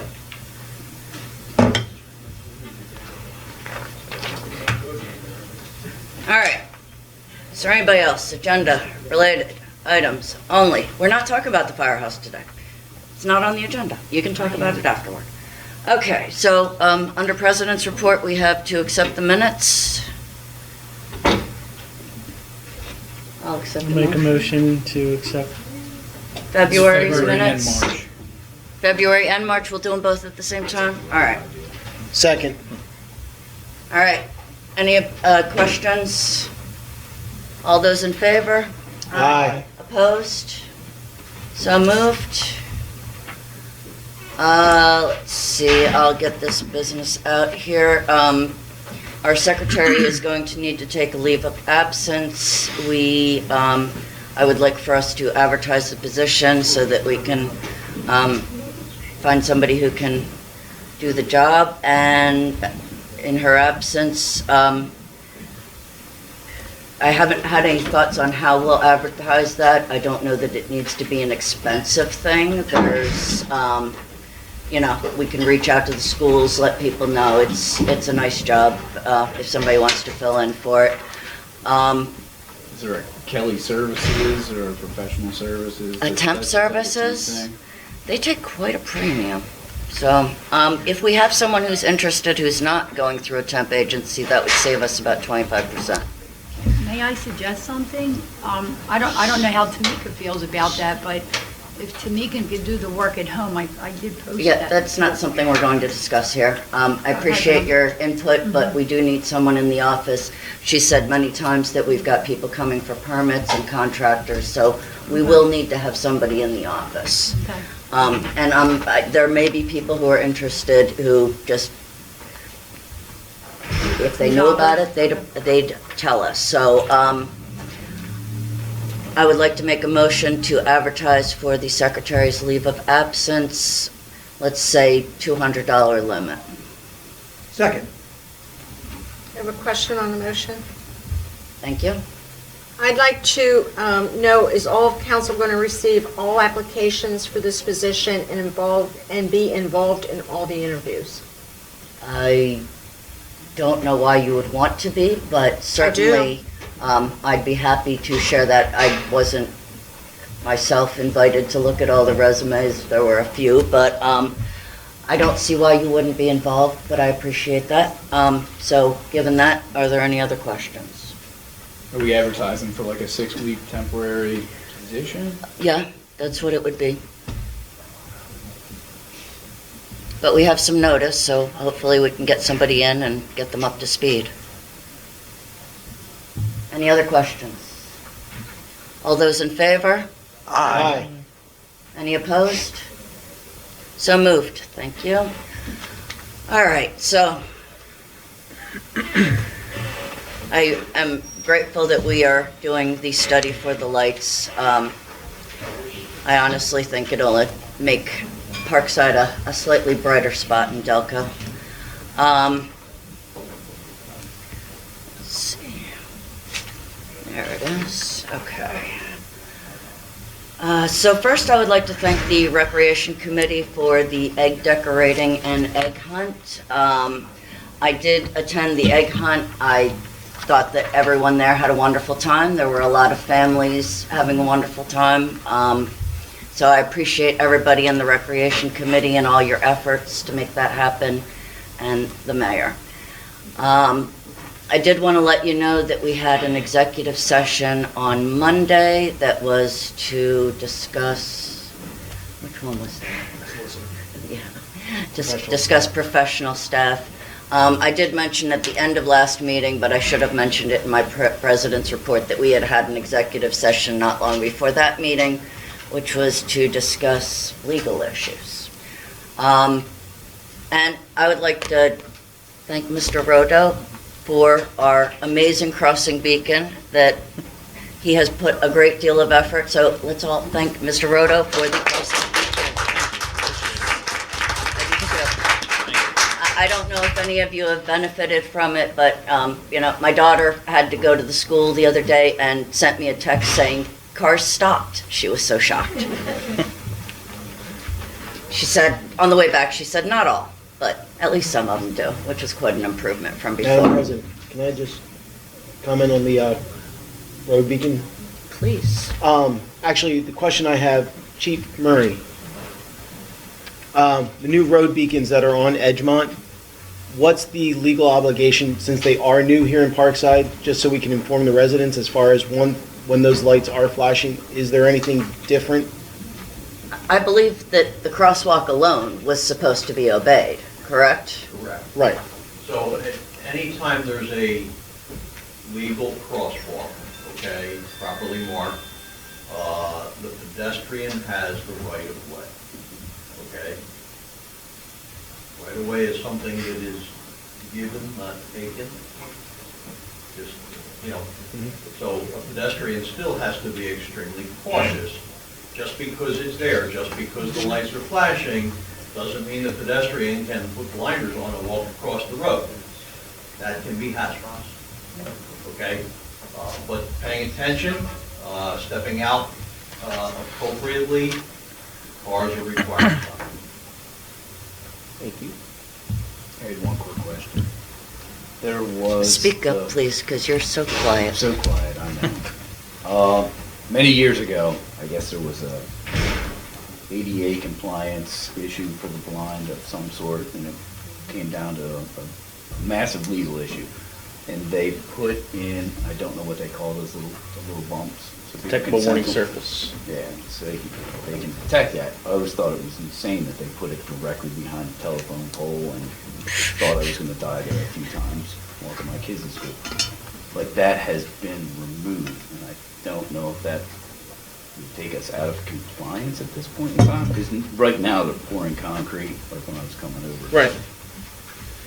Those, as part of the beacon project, which was approved by council in July, if we put up a set of beacons, 2 poles at where you see them now, we can have an additional crosswalk in the same intersection.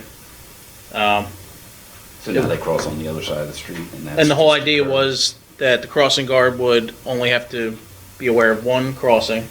And PennDOT said if you have 2 crossings, you would need 4 beacons instead of 2, which now we're looking at $65,000 instead of, not that cost is the factor, it's the fact that you either go with 4 beacons or 2 beacons and 1 crosswalk. You can't have both. So in July, council decided we're going with 1 crosswalk and we're going to remove the other crosswalk, and if you remove the crosswalk, you have to remove the ramps. I didn't take note if they removed the stripes yet. I remember that stuff. I think they did it later in the day. Okay. So, is it ever appropriate to put like a small barrier there, like a small section fencing or something to direct people the other way? PennDOT's requirement is when you remove it, you have to put up the no pedestrian crossing signs, which are up. Okay. So someone from across the street can see the no pedestrian sign across where you would be crossing to. Perfect. So those 2 signs are up and the crosswalks are moved. Okay. I just remember years ago that whole intersection was a really big issue. That's why PennDOT puts you through the whole process of going. Even with the property owner on the other corner, that was a really big issue. So if it's all resolved, that's fantastic. Yes. Thank you. All right, and the last, Ms. Purcival mentioned that her mother passed away, and in lieu of flowers, I would like for us to send a donation to the charity that what was it, the American Heart Association. American Heart Association. So I would like to make a motion to donate $100 from Parkside in honor of Ms. Purcival's mother to the American Heart Association. Do I have a second? I have a second? Second. Thank you. All in favor? Aye. Opposed? Abstain. Thank you. So, Thank you, council, that was very nice.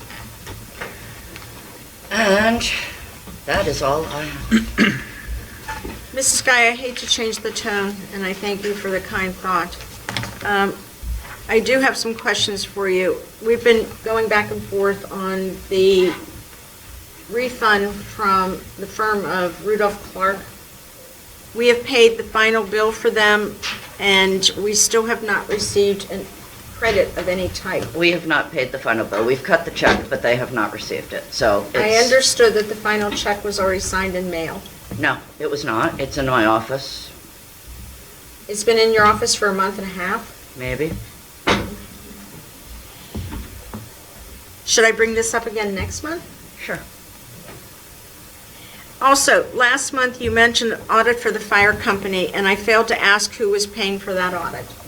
I thought we discussed that council was going to pay for it No, because we- we're no. already paying for the money to them. But we did put it in the requirements. But when it's time to pay for it, I'll have a proposal. Right now, I'm trying to gather the information so that we can even find out how much an audit would cost.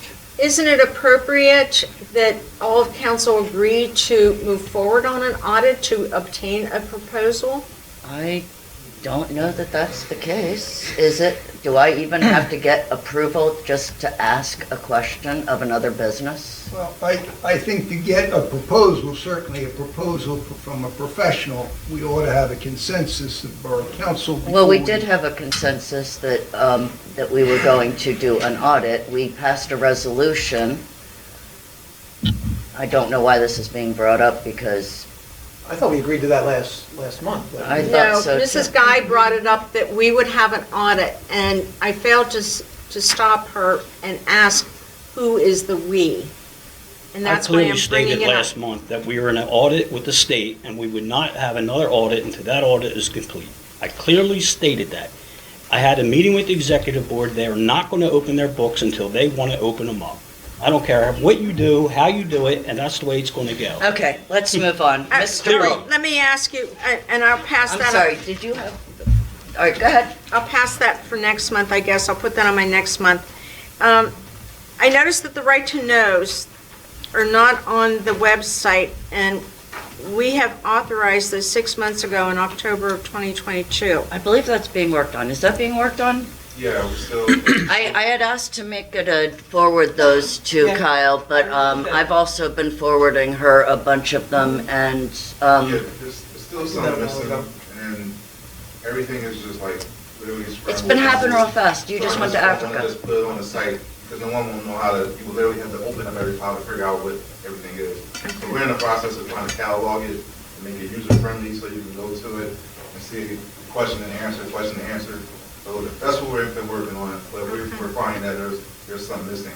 So I think we need to like sync up with you to see to share what we got and what we think, so you know exactly what's missing.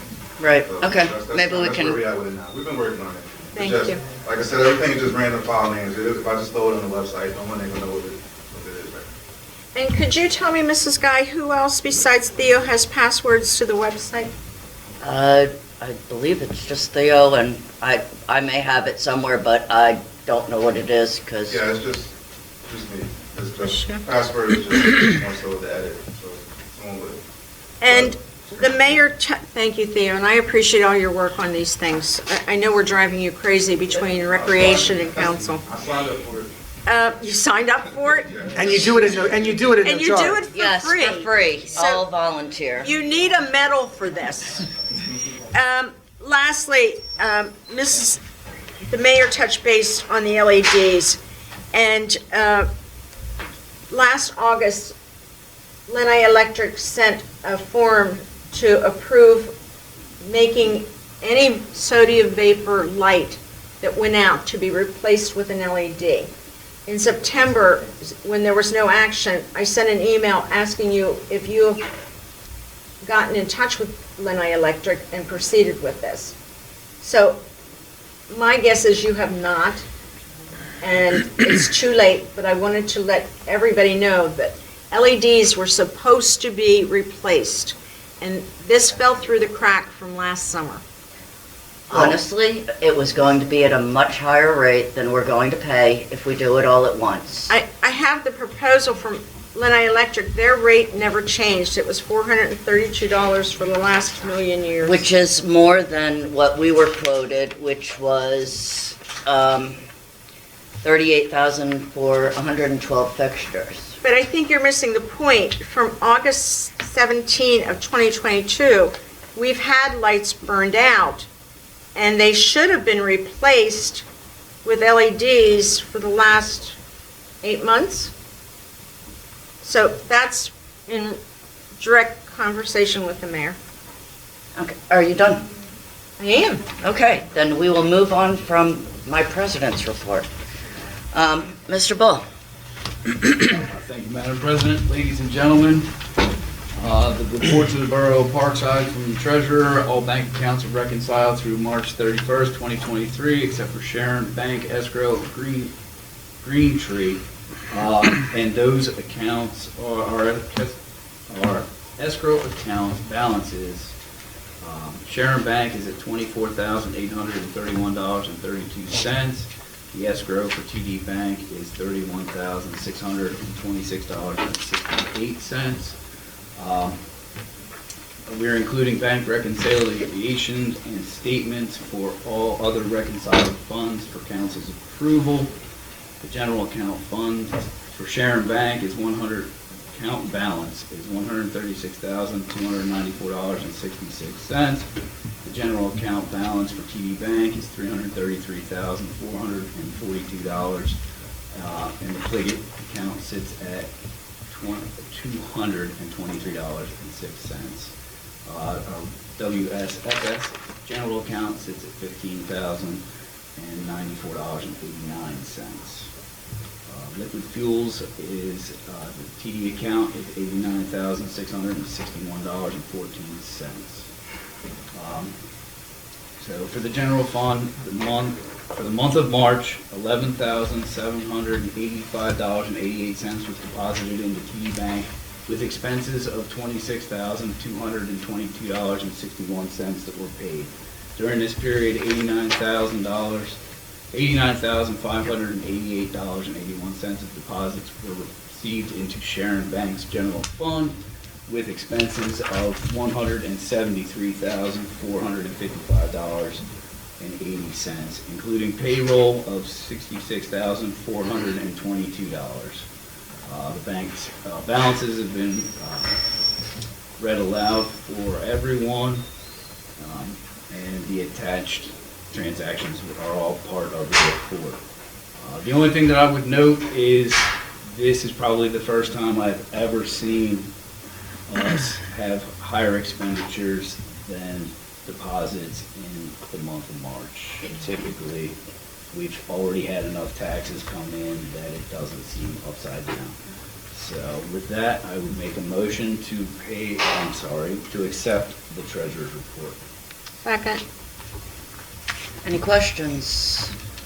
All those in favor? Aye. Opposed? So moved. Thank you. At this time, I would like to make a motion to pay the bills. Second. And I have a question on the motion. We are getting late notices, such as PECO threatening to shut off our power here, and the check is crossed in the mail. The police are getting second notices. Is there any way to go back to a system in which we're not getting late notices and vendors are not complaining about the process? I'll address that because we're going to have an executive session after this, and we will discuss that there.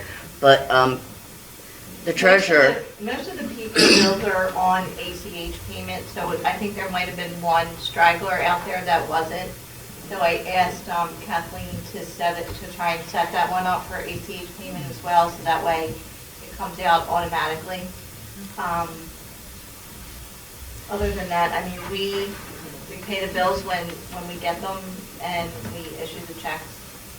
My understanding is that you spoke to Timika about holding any of the bills that we should vote on ahead of time until the meeting. No, but no, that the regular bills should continue to be processed. No, the issue, what I said was, any bills that are monthly bills, we will just pay them immediately when we get them. The bills that need to get approved, I'm bringing to the meeting each Right, month. So if that's I what I get said. them at the meeting, they'll get paid. Right. So they shouldn't be the electric bills or anything No, like no, that. just the ones that are unusual that we should vote on, Right. as opposed to, so you should have been getting those, you shouldn't have been getting them late at all. We should not be getting any bills late. Kathleen usually comes here every week, except today, she didn't come, and I know that Timika has a check for us, so Councilman Bull brought up about the deposits.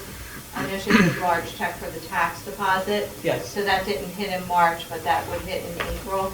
But as far as the bills, I mean, she's usually here every week or every other week if there's bills to be paid or they get scanned to us. Okay, excellent. Thank you very much for clarifying that. But Timika sends us the bills, so I know, Right. I know why they're like that. Donna, it was Appreciate this it. one. If you'd like the account number, it was this one that gave us the shut off. Mr. Bull, are you done with finance? Yes, moving along to the, Wait, we had the motion. have a and the motion second, on we the- never Oh, we voted. had the motion, the second, we had questions. Are we voting? All those in favor of paying the bills? Aye. Aye. Opposed? So moved. Can I just say one thing real quick? You just mentioned executive session. Yeah. Is it going to be long? I mean, it's like 8:45 now. Oh, I totally know. It can be as quick as we want it to be, so hopefully we'll make it quick. Thank you. But if that motivates everyone to move quickly through the rest of it, then that works for me too. You're still up, Mr. Bull. Thank you for your patience. Thank you, Madam President. Moving along, the open space report, I would like to thank Ryan for the great job on fixing the bench. I know that was definitely an issue for a little while. It looked really nice. It's like everybody had a great time at the Easter egg hunt and things of that nature. It seems like the community's really coming together, which is fantastic. I believe we're rounding home on an Eagle Scout project that's taking place in the wood lot. I believe they're actually working on it this weekend, which should be a fantastic benefit to the borough, the residents, and really tying a few things together. We've had probably 3 Eagle Scout projects back there, from the railing moving up, a few tree plantings, and then I believe Nate Sweigart will be this weekend for actually creating a little bit more of an arboretum type feel. So you should be able to see the types of trees there and be able to really enjoy that. So you can get your exercise in now, you can learn a little bit about trees, and I believe they're going to install some more shade for us as well. And with that, I will report general progress. Thank you very much. And Mr. Sweigart, I do want your son to do some sort of a presentation when he's done. Yeah, To show after off we're what done. he did, okay? Yep. All right, because not everybody gets down to the wood lot. All right, next is junior council report. So I've been working with the junior council members on ideas for projects that they have, of needs that they see in the borough and their vision for how to improve it. So we have 2 projects that are being presented. Daniel's going to talk about his project, and Maha is not here because she's fasting for Ramadan, but Brianna is going to talk about Maha's project also. So I'll turn the floor over to you guys.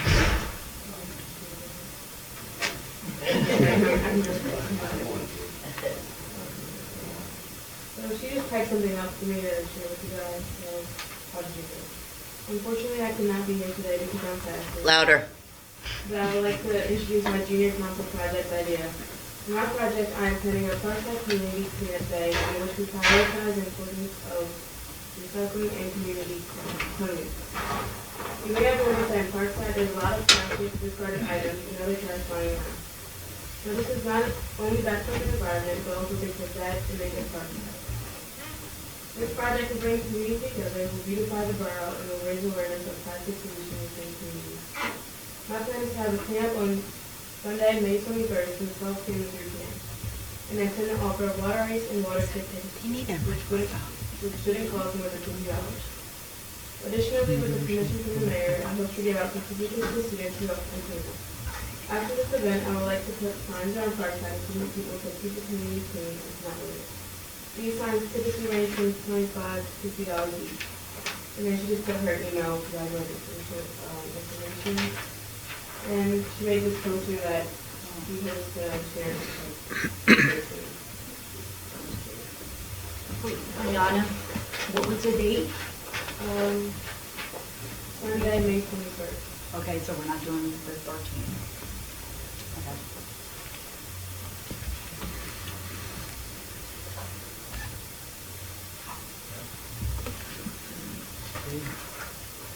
All right, that's Center it for, stage, Daniel. So is there a request from finance for money there that we need to approve? Yes, she said the water ice, what was her price for the water ice?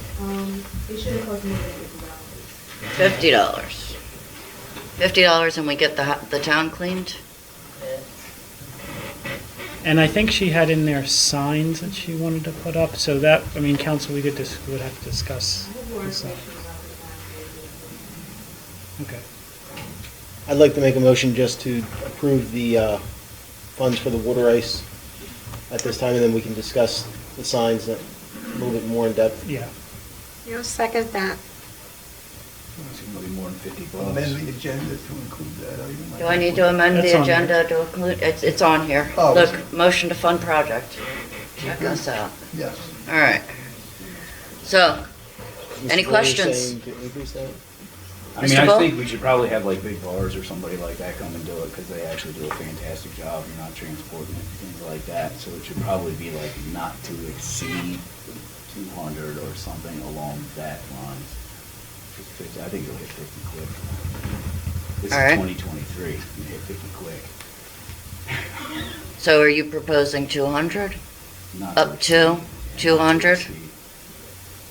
It just gives a little bit more flexibility. Do I still have a second? All right, any other questions? We're gonna go to up to $200. All those in favor? Aye. Any opposed? So moved, thank you very much. Next, we have the recreation report. No, Oh, sorry, that's right, Daniel, you gotta speak up too. So I wrote my report out, but I forgot to include it, but I can. So, on Sunday, 4/16, the Junior Council had a meeting and we discussed what we wanted to do with the West Pole Memorial area. We decided to designate that mental illness combined with suicide awareness. We are asking for $500 to start a project, and I'm pretty sure that we will not be using all the money, but I'd rather make sure we have the idea of the budget. Mrs. Morris was able to get some soil, and my mom spoke to a friend of hers who works at Lowe's. She's gonna see if she can get a discount on the materials we need. We want to plant perennial plants, so that way they come back every year. We don't need to clean them every year. We also need to get some mulch for the plants. On Sunday, we'll be meeting at the West Pole Memorial, and we're going to be starting to work on the first project. And after last month's meeting, my mom contacted Mr. Rodo for us to meet, and we discussed what we would like to do down at the woodlot. We talked about how we can combine a rain garden with a memorial garden.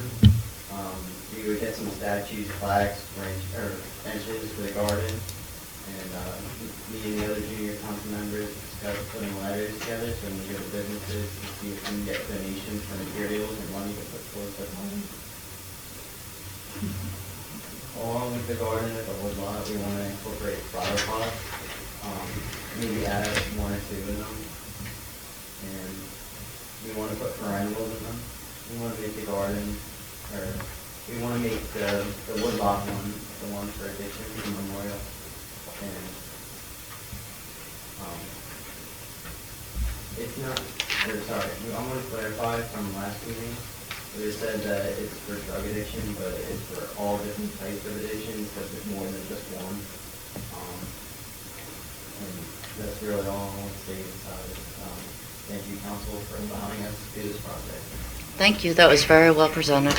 Appreciate that. So,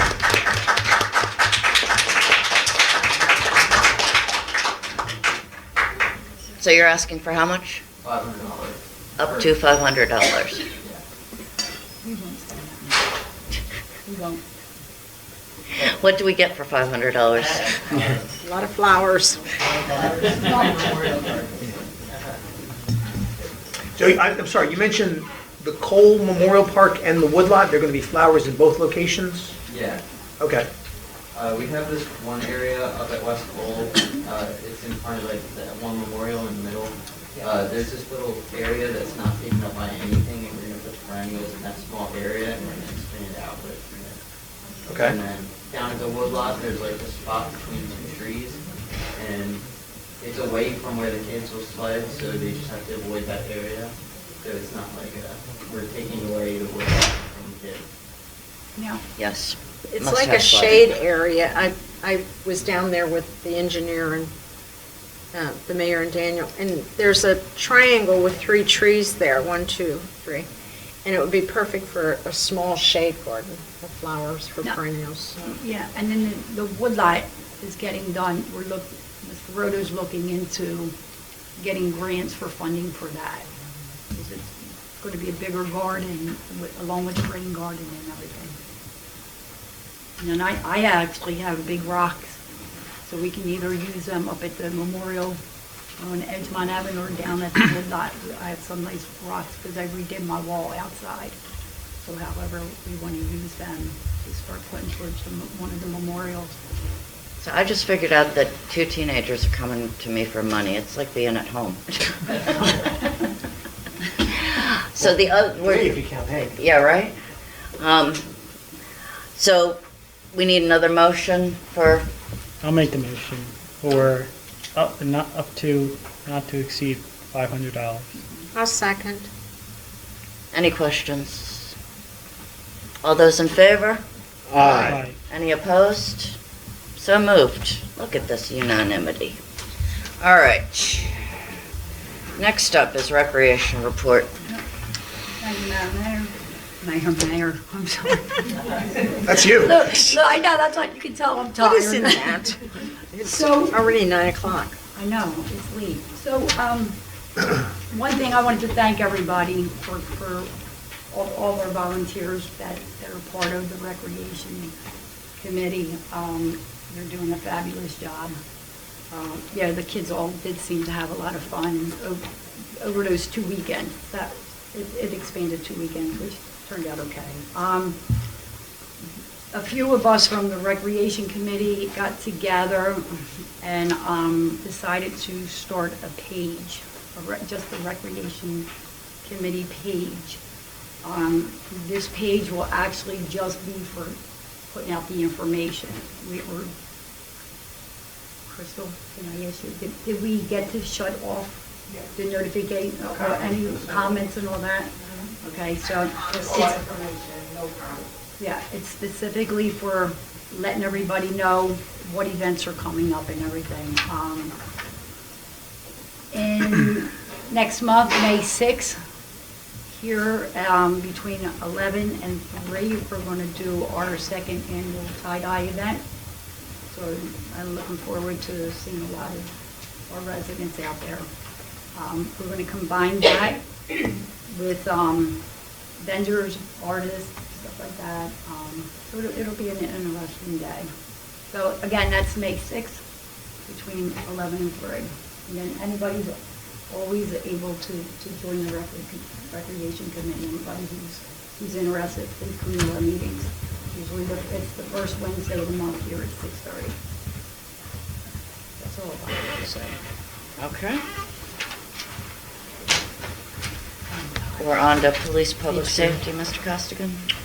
Yes, so our 2 new full-time officers have completed their training processes and leaving their other employment, and they are both patrolling the streets now. So we have 4 full-time officers patrolling our streets. I did request to put on the agenda, but it didn't make it here, so I'll make a motion to amend the agenda to include a motion for Chief Murray to join forces with Solicitor Wills in drafting a memorandum of understanding to take that to the FOP regarding our schedule. Right now, we have the same schedule that we've had with 3 8-hour shifts, and the idea now is that now that we have 4 full-time officers, to go to 12-hour shifts. Chief Murray, if you could maybe just explain that. Sure, it's just a different way of scheduling our time. It requires changes in the police contract because everything now is in weeks or days. When you refer to, for example, vacation, an officer gets X number of weeks of vacation. When we go to 12-hour shifts, you are 84 hours in a 2-week period, okay, instead of 40 hours a week. So rather than say that you get a week's vacation, you get, let's say he gets 2 weeks vacation, that would equate to 80 hours. So all those little idiosyncrasies in the contract need to be addressed before we can take the step and go to 12-hour shifts. It's good for the officers. They get days off, they get weekends off, not every weekend, but all the departments, I take that back, no, a lot of departments in Delaware County have already done this. I came from a department where we went to 12-hour shifts in 1998. We did it on a trial basis. About 70% of the department was in favor of the trial. At the end of the trial, we voted, and nobody voted no to go back to the 8-hour shift. The officers like the 12-hour shift. It gives more time with the family, to be involved in family events. So that's what we're thinking. And in order to iron out the details and get everything in place, we need to have an agreement with the FOP. It's not a reopening of the contract. It's a simple memorandum of understanding making these adjustments so that we can go to 12 hours. Okay. I can tell members of the public as well as Borough Council that the vast majority of municipal police departments in Delaware County have now moved to the 12-hour shift. So we are presently in the minority of municipal police departments in this county where the officers are operating under an 8-hour shift. And assuming our 4 full-time police officers are in agreement to move to a 12-hour shift, then I would expect that the FOP would be receptive to those type of changes. So I think may require perhaps one meeting, if that, and administratively, the chief and I can make the appropriate changes with the collective bargaining agreement and forward that to the FOP for their approval and counter signature. So I'll make a motion to amend the agenda to include a motion for Chief Murray and Solicitor Wills to reach out to the FOP. Second. Shirley seconded. Yes. Any questions about adding it to the agenda? All those in favor? Aye. Opposed? It's on the agenda. So now I'll make a motion to authorize Chief Murray and Solicitor Wills to draft a memorandum of understanding for the FOP. A second. Any questions? All those in favor? Aye. Opposed? So moved. Now we're ready to move on to ordinances. What question for the chief? Chief, with the weather being nice, have we started or will we start the bike patrol? I haven't given that much consideration because we've been just trying to climb out of the hole we've been in. But we can certainly visit that as the weather continues to improve for us. At bare minimum, hopefully we can get one of the part-timers to pick up some of those extra shifts. But we will look at that. Thank you. Okay. Now we're ready to move on to ordinance report. You've already taken care of your... Yeah, Resolution 1857 passed already. That was when we voted on before.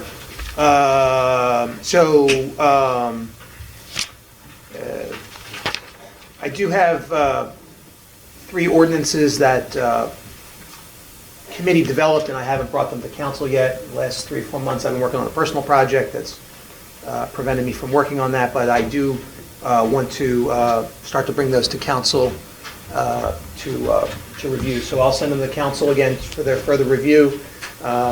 We'll share on the website, and we'll take a look at those ordinances. So that's, Do you have a meeting scheduled? we first Tuesday of the month. I don't know what that is, but the first Tuesday of the month. We will meet this month coming up. Okay. Okay. Mr. Sidlow, I'm sorry. I'm sorry, that's May 2nd. May 2nd, thank you. Last month, you alluded to, or Mrs. Guy alluded to, a big project in August that you're working on for ordinances. Could you share that with all of council, what this big project is? Well, this is what I'm talking about. We just wanted to move multiple ordinances through at the same time so that we would have one advertisement fee and one fee for the company that codifies the ordinances. Super, thank you.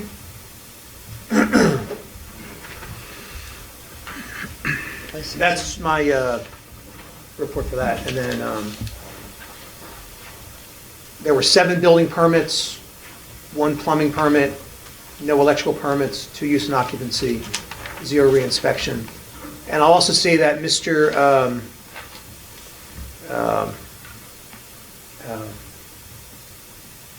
Who's our code enforcement officer? Capobianco. No, not Mr. Capobianco. Ferguson? Mr. Ferguson, excuse me, Mr. Ferguson. Yeah, he is paying attention to the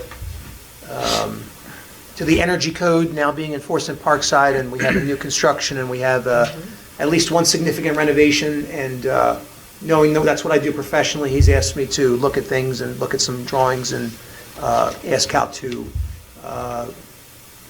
make sure that the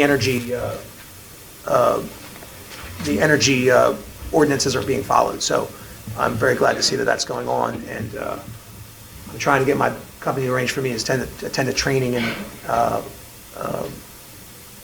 Allentown this coming month that I'll be able to provide information to Mr. Ferguson as well. So he's getting trained through my professional experience. Okay.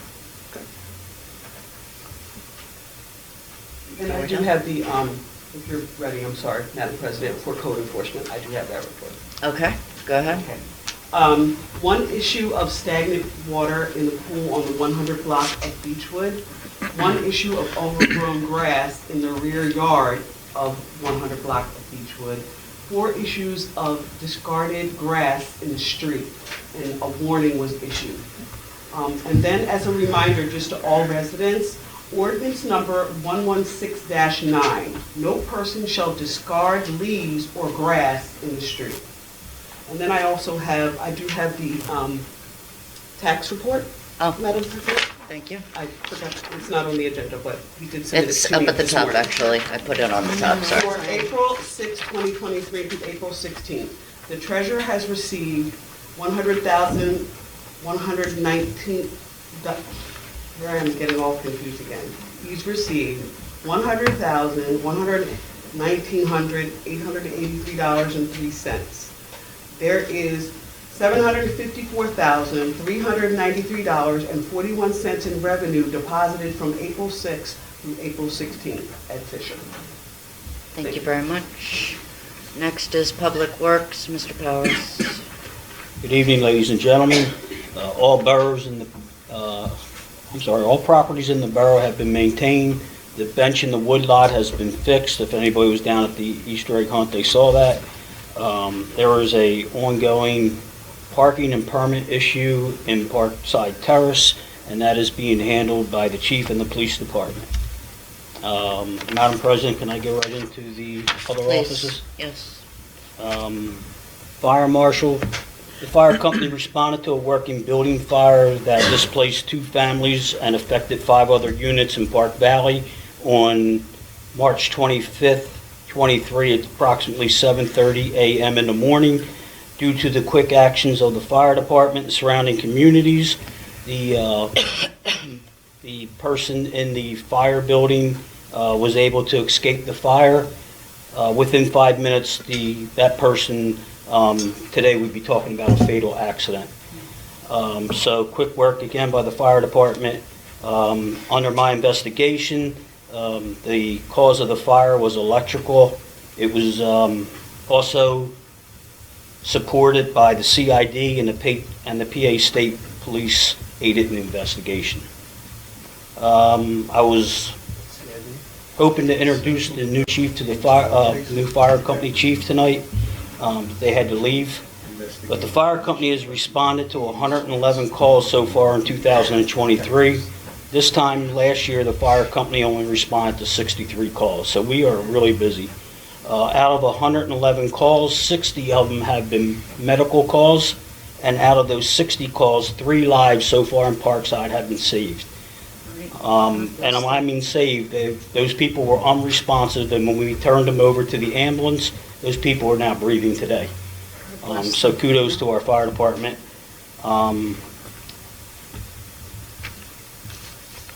Emergency management, once again, I need to bring up the hazard mitigation plan that needs to be finished in a short time.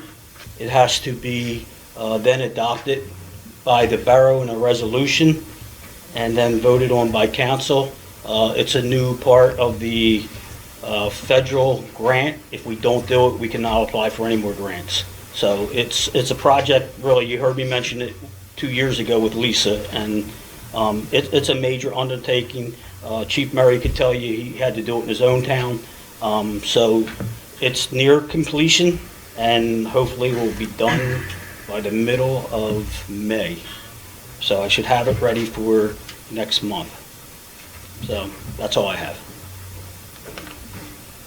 Thank you very much. And we're on to recycling. Thank you. Our totals for the month, last month, was 23.07 tons of recycling. Trash was 94.06. And I'd like to take a moment to congratulate Mr. Wills publicly for making the top 5 government attorneys in Delaware County.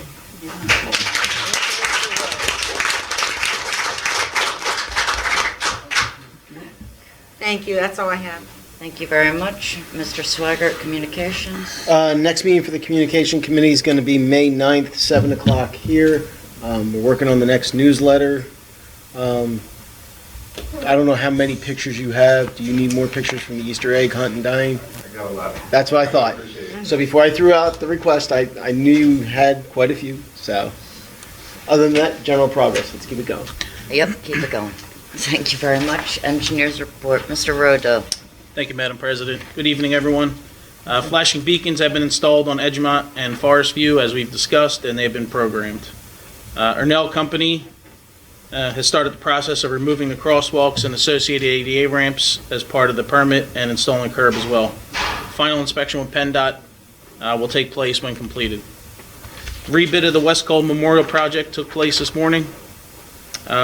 Only one bid was received, the amount of $39,000 even, which is $30,000 less than last month's bid. It's still $6,000 above the estimate council was presented with.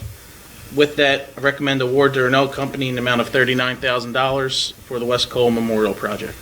They did say that they would credit us if we did the irrigation. Yes, $2,000. I don't see that being a monumental issue. I agree. Or a $2,000 issue. Do we have actual running water out there? Over the years, there's been places and then there hasn't been places. Not sure. I think a good time is better. Do you want to vote on that now? Motion, sir? I'll make a motion to award the bid to Arnell for $39,000 and $2,000 credit. Is that correct? Yes. And we already have this budgeted under our capital improvements. And we got a grant for it that we need to, Grant will offset everything. not everything. No, up to that point, up to $39,000. I'll second the motion. Thank you very much. Are there any other questions? All those in favor? Aye. Any opposed? So moved. That's all you have here? No, a few other things. Go ahead. Thank you. I met with Mayor Roman, Councilwoman Purcival, and Junior Councilman Daniel to discuss his projects for various memorials. Also, the contractor on the Green Tree Relining Project was to start construction shortly. However, construction will be delayed several weeks due to an issue they've had with the subcontractor. And that concludes the engineer's report. Thank you. And I just want to clarify, one of the services that you provide to us is that you research and submit bids for us. Is that correct? It's As not far as something- grants? Grants, that's what I meant, grants. But it's not something that the president of council does. That's something that you do for us, correct? Yes, on various occasions, either a council person might hear something and inform us to verify we are aware of certain grants, and also we get various emails from different agencies making us aware of the grants as well, and then pass that information along to council to see if you're in favor of applying for one of the grants. And then you take care of the applying for it, Yes, correct? correct. Thank you. I just wanted to make sure I understood that correctly. And now we are on to the solicitor's report. Mr. Wilks. Thank you, Madam President, and good evening, ladies and gentlemen. The April 19th Solicitor's Report is as follows. Number one is the tax assessment appeal for 2801 Edgemont Avenue. The property owner had filed a notice of appeal to the Delaware County Board of Assessments challenging the county's assessment of the property at $940. Again, that's for tax year 2021, almost $940,000 for that property.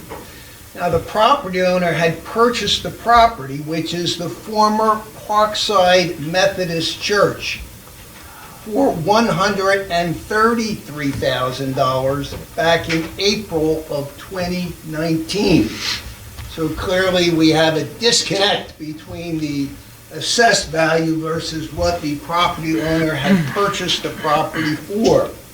Now, the Pendelco School District obtained an appraisal which valued the property at $330,000. And now the school district, the Delaware County Board of Assessments, and the property owner have now agreed to a market value of the property at $345,000, which again is a value in excess of the appraised value. And now all these taxing authorities are requesting that the Borough of Parkside concur with this figure.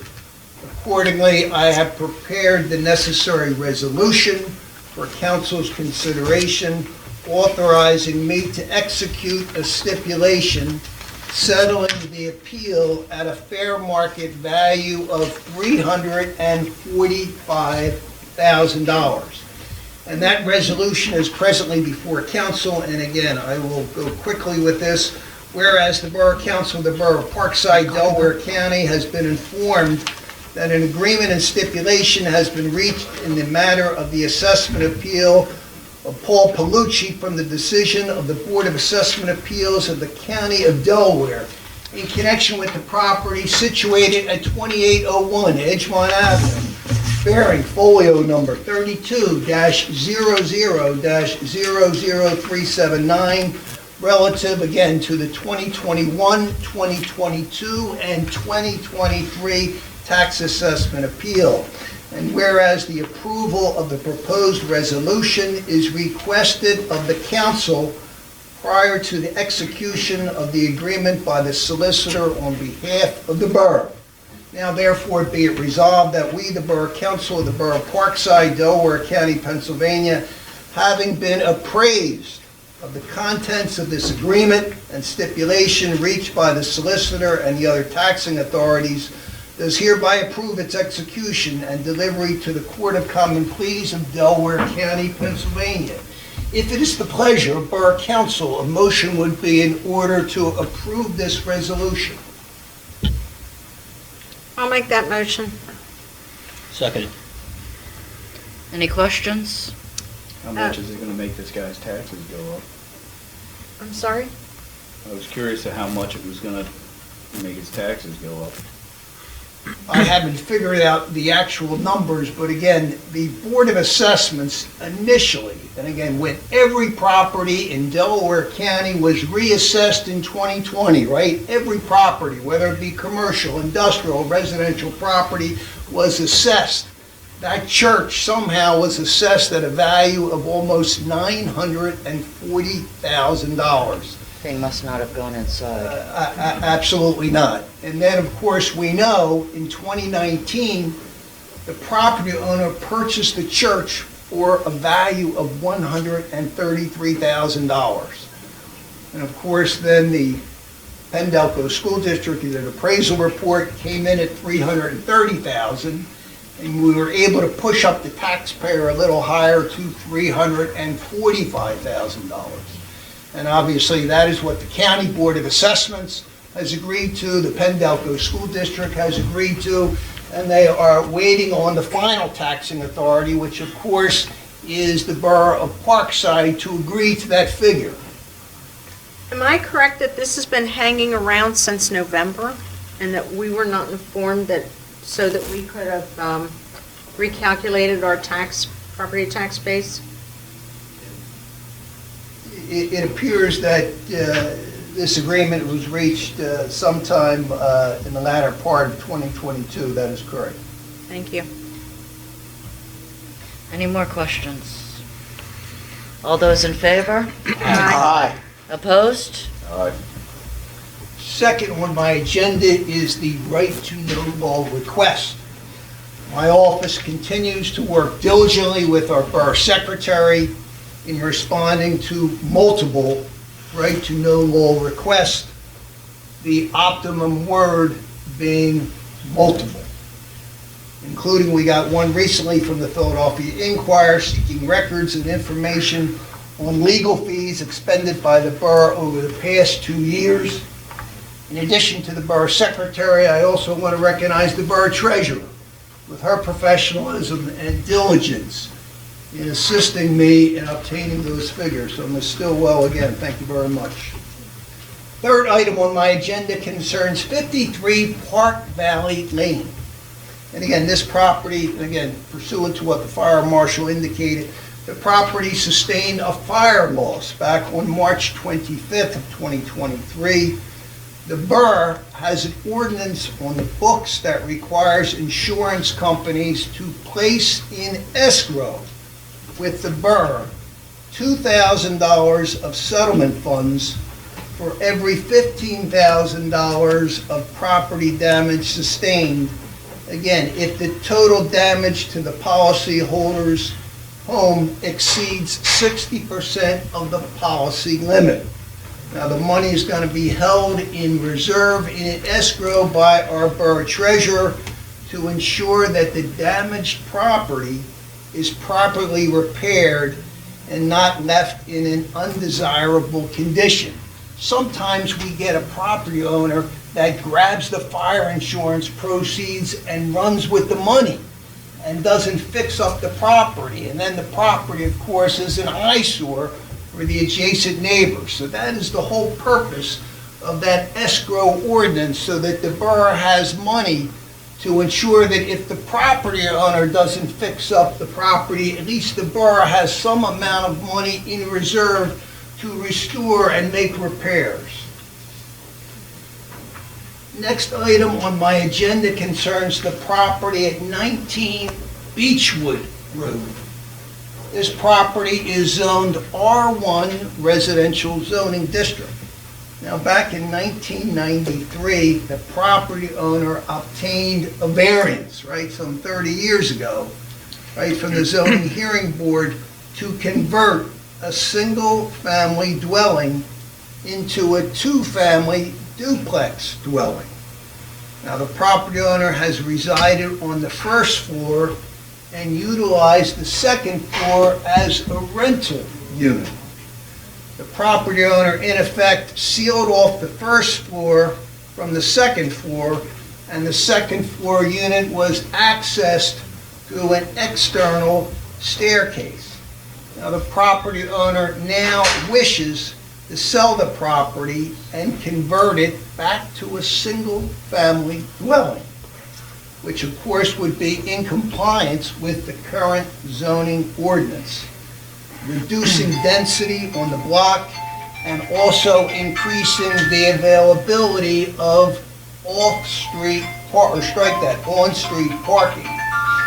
Now, the property owner will be permitted to do so on the condition he obtains the necessary building permits and approvals from the building inspector, and I have been involved with the building inspector on this particular issue and project.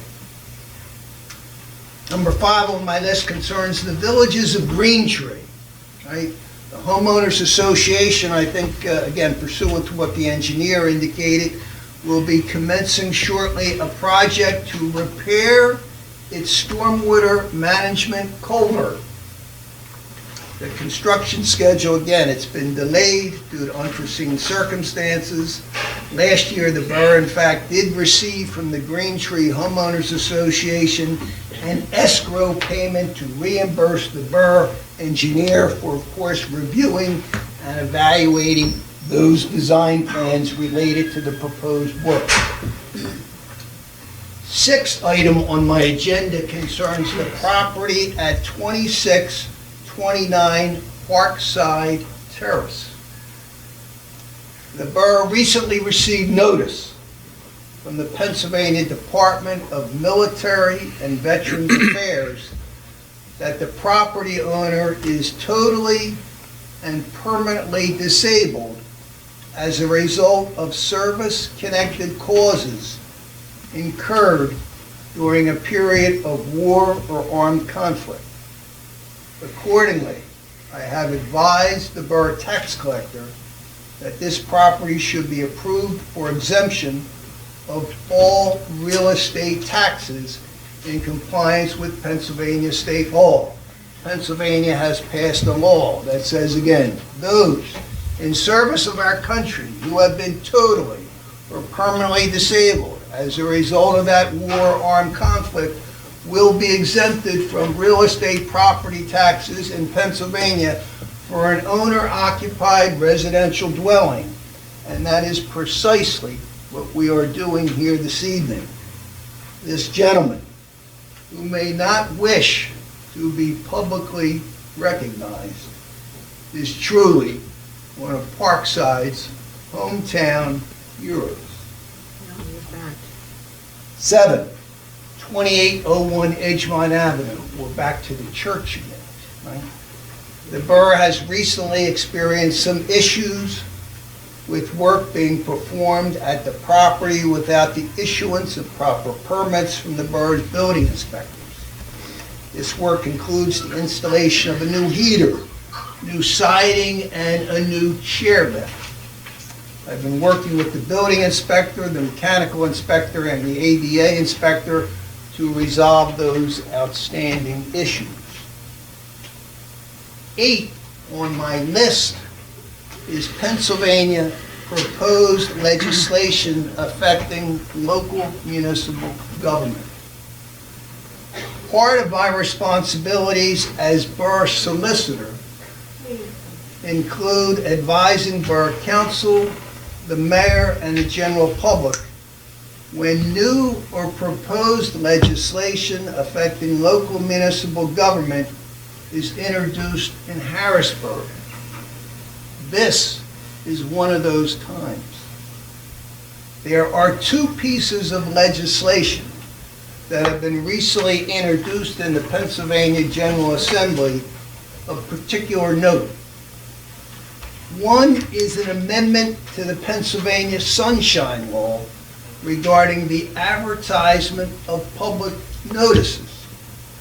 Current law requires local governments to publish notice of various board and council meetings, bidding requirements for purchases and contracts, legal notices, and official advertisement in print newspapers of general circulation, right? All those legal notices presently have to be advertised in a newspaper of general circulation.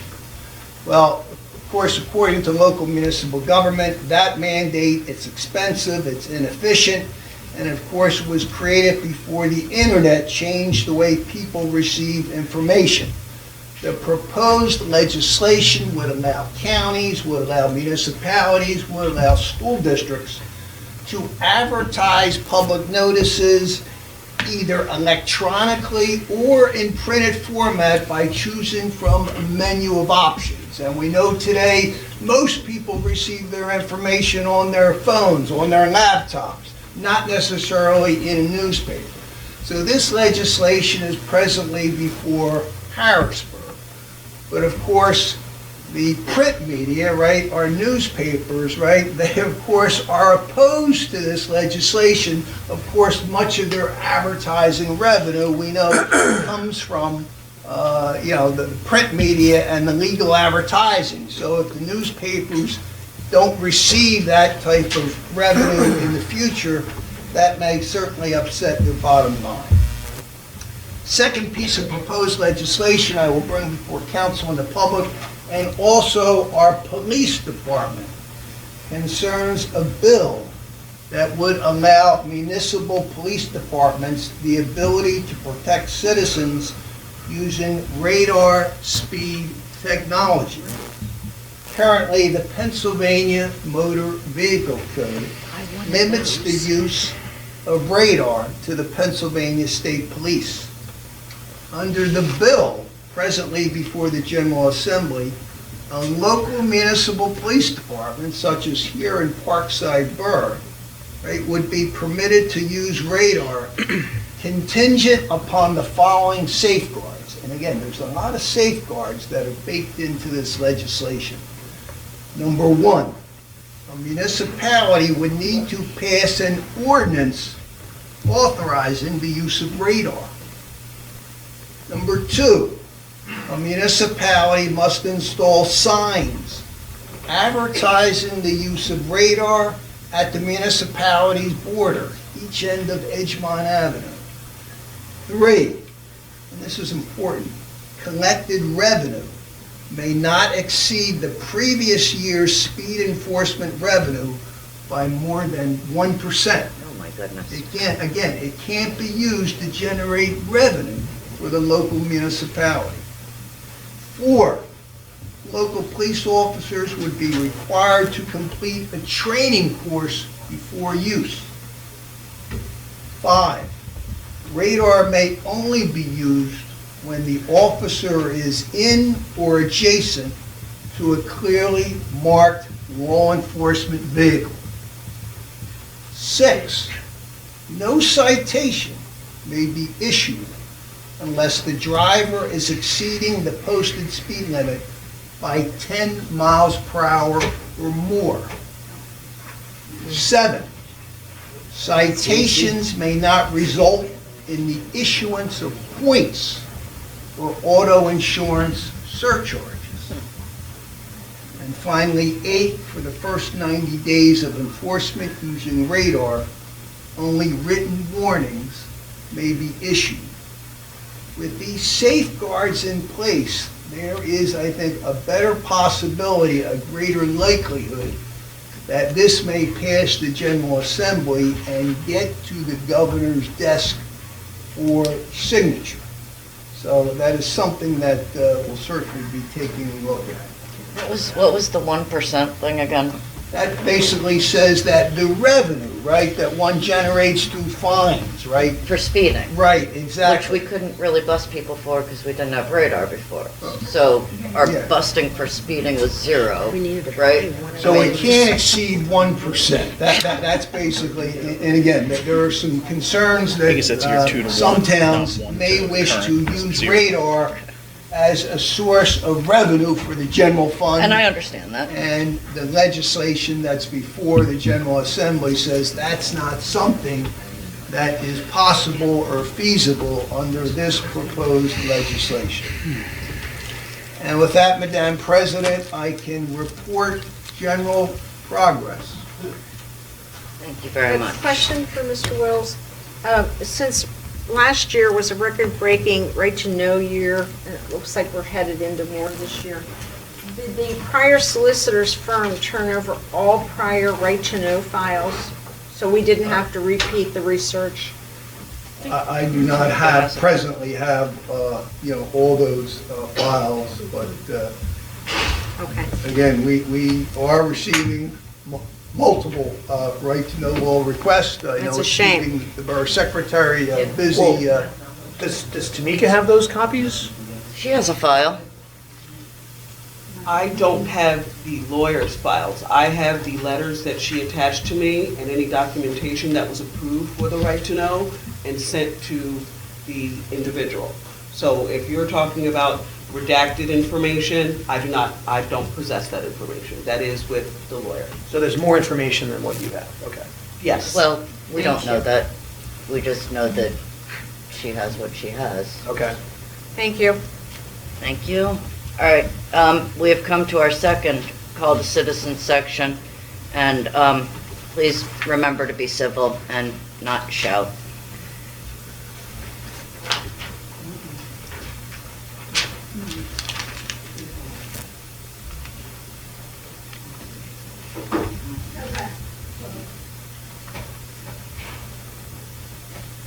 My name is Sarah Powers. I live at 266 Trojan Street.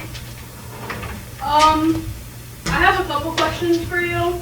I would like to know why you keep coming after my dad.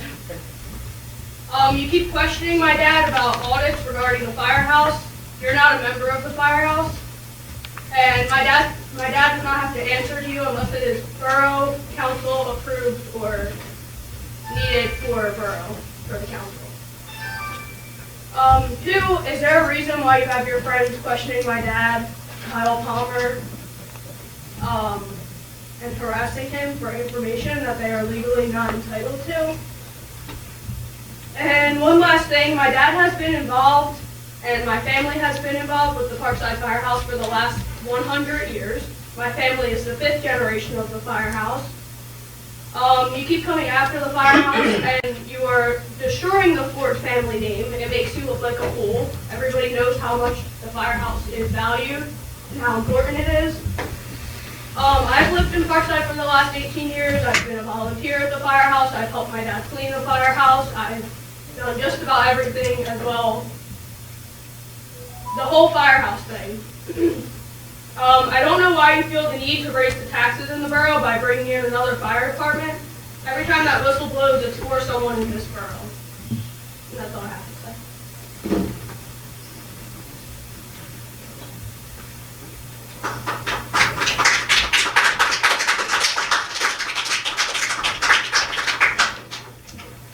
Well, she covered most of that basis that I was going to ask about, but then again, there's a couple other things. Rob comes under fire constantly. Man has nothing but class and integrity. Same thing with Nick. But you people on this council, you know who you are, you keep going after those same people. And I don't understand why. What Nick has done for this borough, what Rob has done for this borough, it's always been good for the 31 years that I lived in. But seeing what I'm seeing now, I'm not sure I want to be in this borough anymore. It's not what it used to be because the people on this council, you know who you are, have ruined this borough. You've created dissension, no unity left in the borough, and another person that came under attack too. She's dead and buried. Jackie File Barlow, who is my dear friend. She came under fire. She's not even here to defend herself. So when is it going to stop? When is the character assassination? And when can we get back to what the unity was in this borough. And it's so divided right now. I've been away from it for a while because I've been caregiving. And you know what? Unfortunately, I can say that I didn't miss it. The friends that I have in the borough I missed by not all the damn problems there were. And I'll tell you, if we don't get back to it, what's going to happen is you're going to force people to move out of this borough, and maybe the few people in this council, you know who you are, you'll be living in the borough by yourself.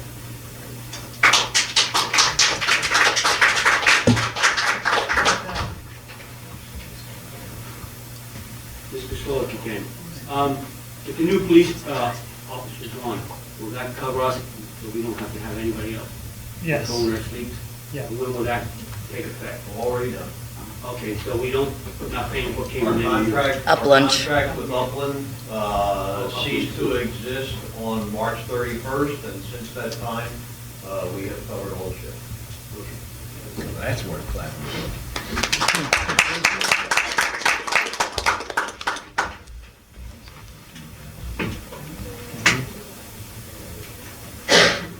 Many people Timika. With several meetings, Annie, you kept bringing up about Theo Capobianco asking for right to news. I never said that.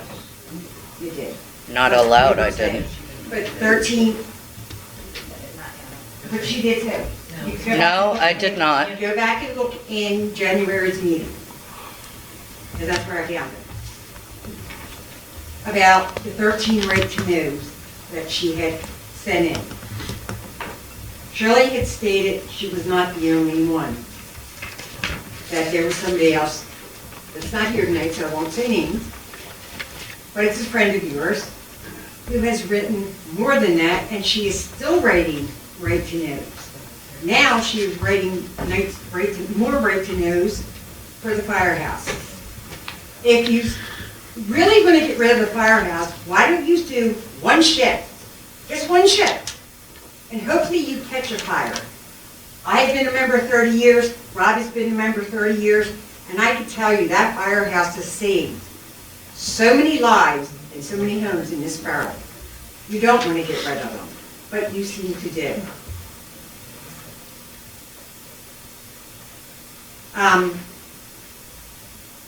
Anna, this is to you. I understand that you helped with the ethics board to go after a borough employee and That's a not something member- I can discuss. And a member, let me finish, and a member of council. Yous are supposed to be working together, and you're going after a councilman. You're making an accusation about something that you don't know, and I'm not allowed to speak about that. Yeah, okay. You don't ever answer us anyhow. Your silence is our true answer. You shouldn't have been involved in that audit because you were one of the ones who probably asked for that. Because you, and I can speak on this, you did break ethics and you got found guilty in the courthouse. And that's why you're not on the ballot. Am I correct? Yes, because I was involved in that. Thank you. The two gentlemen that you keep going after, why do you hate them so much? You are a very evil lady, but you can be a Okay. very nice lady at times. Do you have anything borough business related? Because This is. honestly, This is, and you it's should try to shut quarter me to down 10. all the time. I'm not getting shut down. I have a right to speak. Shall we vote? I have an opinion. So do you. When you first started on council, the big thing was unity, transparency. I haven't seen it, and I know a lot of us haven't seen it. And you don't tell, but your friends know, because I know for a fact that you have given things to your friends that should not have been given to them. Because it is an ethics violation. It's also a sunshine violation. Yes, and I can repeat every one of them to you, okay? You have 3 minutes, though. And I'm only, no, it's pending, and it's in the bylaws. It's in the No, bylaws. it isn't. There are no bylaws. They don't exist. Shirley has no time. There are no bylaws. But My biggest concern is, these are my notes. Okay. So, Give it to you by Shirley. no, give it to me by me. I don't need help like you guys do, because Annie gives you your information. That's it. Oh, I know for a fact. So get up there and speak. I will get up there and speak. Hi, Judy Saunders. So I wasn't going to speak tonight, but I am. And I am going to call on Jackie Falbarlo. So this is what I'm going to do. When I did Community Day for the first 3 years, when I did it for... Can we please have order? When I did it for the 90th anniversary, when I did it for the 90th anniversary, because my husband was running as mayor, I was assigned a council member who demanded that I make agenda minutes, notes for everything that I sent. If I didn't have it within 24 hours, he would incessantly email me. Jackie Falbarlo did the parade route. She got all the classic cars for that 90th anniversary. She helped me every step of the way. I was working a 60-hour-a-week job.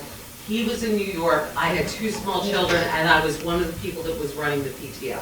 I was overwhelmed to the point where I would cry when I would get an email from Jason telling me what I hadn't done right or what he needed me to do. So when I was done, and I said, I'm done, take it over by rec committee, I am so out of this. Jackie Falbarlo came to my house. She knocked on my door. I was having a dinner party. I was actually going to bring my friends who are at the dinner party here tonight to sit there and say that she needed all my notes so that she could take over Community Day. And I told her, because I was so done, get everything that Jason has. Jason made me write notes, minutes, agenda items, every single step of the way, to the point that I was having panic attacks. And she said, he didn't keep any of those. That's not what they were for. So I went into the kitchen in the middle of a dinner party and started to cry. And my friend, my best friend, Candace, said, don't give them anything. They don't deserve anything the way they treated you. And I walked back into the living room with every intention of telling Jackie Falbarlo that she could go pound sand. And that gracious lady sat me down and said, this isn't about you. This is about the community. This is about the neighborhood. It isn't the petty bickering. It isn't who sits in that seat and who doesn't. This is about what we do for them, and they'll never thank us, and they won't know half of the work you put into it. And there'll be a bunch of people who will try to take it away from you every step of the way. But you and I will know that in this moment, when you could have been rude and cruel and mean and held it to your chest and not given it up, you did it for the community. She taught me that, because I would have been, in that moment, cruel and petty and mean. I had had it up to here. I felt like volunteering for this community was nothing but a kick in my teeth every single time I did it. Now, I'm having screeds written about me how I bankrupted the rec committee. You want to speak on that? You want to ask how many receipts I spent on the rec committee as opposed to how much I donated? The makeup for the face painting, the candy for the candy bar, the prizes for the 4th of July, the flowers for the flower thing, the carnival games that all came out of my pocket. And supposedly I gave all those flowers away to only my friends after basically making the rec committee pay for it. Ms. Purcival, did you get a flower? No. You didn't get a thing of flowers. Kim, did you? I did. Okay, Minnie, you took some. I didn't, at any given point, not be generous. I have never not. You know what? I'm a mental patient because I continue to give to this community. I went down and put flowers in the planters and then went like a little crazy elf and decorated the planters so that it looked cute for the Easter Bunny thing. We're asking for unity. It has been since Democrats were elected to this board that it feels like all we do is try to fight and take them out. This is the group the electors, the people, the residents elected for you to work with. This is the team you were given. Work together. It is not fair. It is not fair. I am vilified all the time and I haven't done anything wrong. Jackie Falbarlo was a class act and I've never said one goddamn word against her, ever. So there is no reason that I should be acting like my legacy has to be erased so that her legacy can continue. It's not fair. It's not fair at all. I'm asking you to come together and stop this shit. Sorry. And you know how I feel. Same thing on this side of the aisle. I've donated my whole entire life to this borough. I didn't live in this borough and donated my time to this borough. I've lived here since my daughter was 9 months old. She's now 27. I would like to address this issue because Mrs. Guy. Oh, I'm sorry, Mrs. Purcival, I'm not done. I'm sorry. I have another thing. I donated to the fire department. I know you have. I have. I want this fire department to continue and succeed. But to be fair, for 2 years, we have constantly been told that it is, that the money is being misspent, or there's this person who isn't doing it, or we're not going to get the reports. Andrew basically came here and said, you should be grateful for us, we don't owe you anything. He's gone. If you're spending our money, you should. If you're bringing the reports, Mr. Powers, I have faith in you. I honestly have faith in you, know I do. Yep.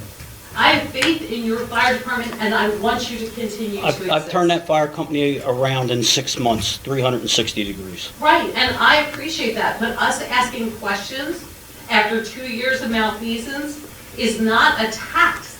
That is us saying, wait a second, it hasn't been right for 2 years, and how do we know to trust you? Because I wasn't a that part of it board for 2 and years. that treasurer, and that all happened while you were a member. I wasn't a part of it for 2 years. Were you a member? I was a member, yes.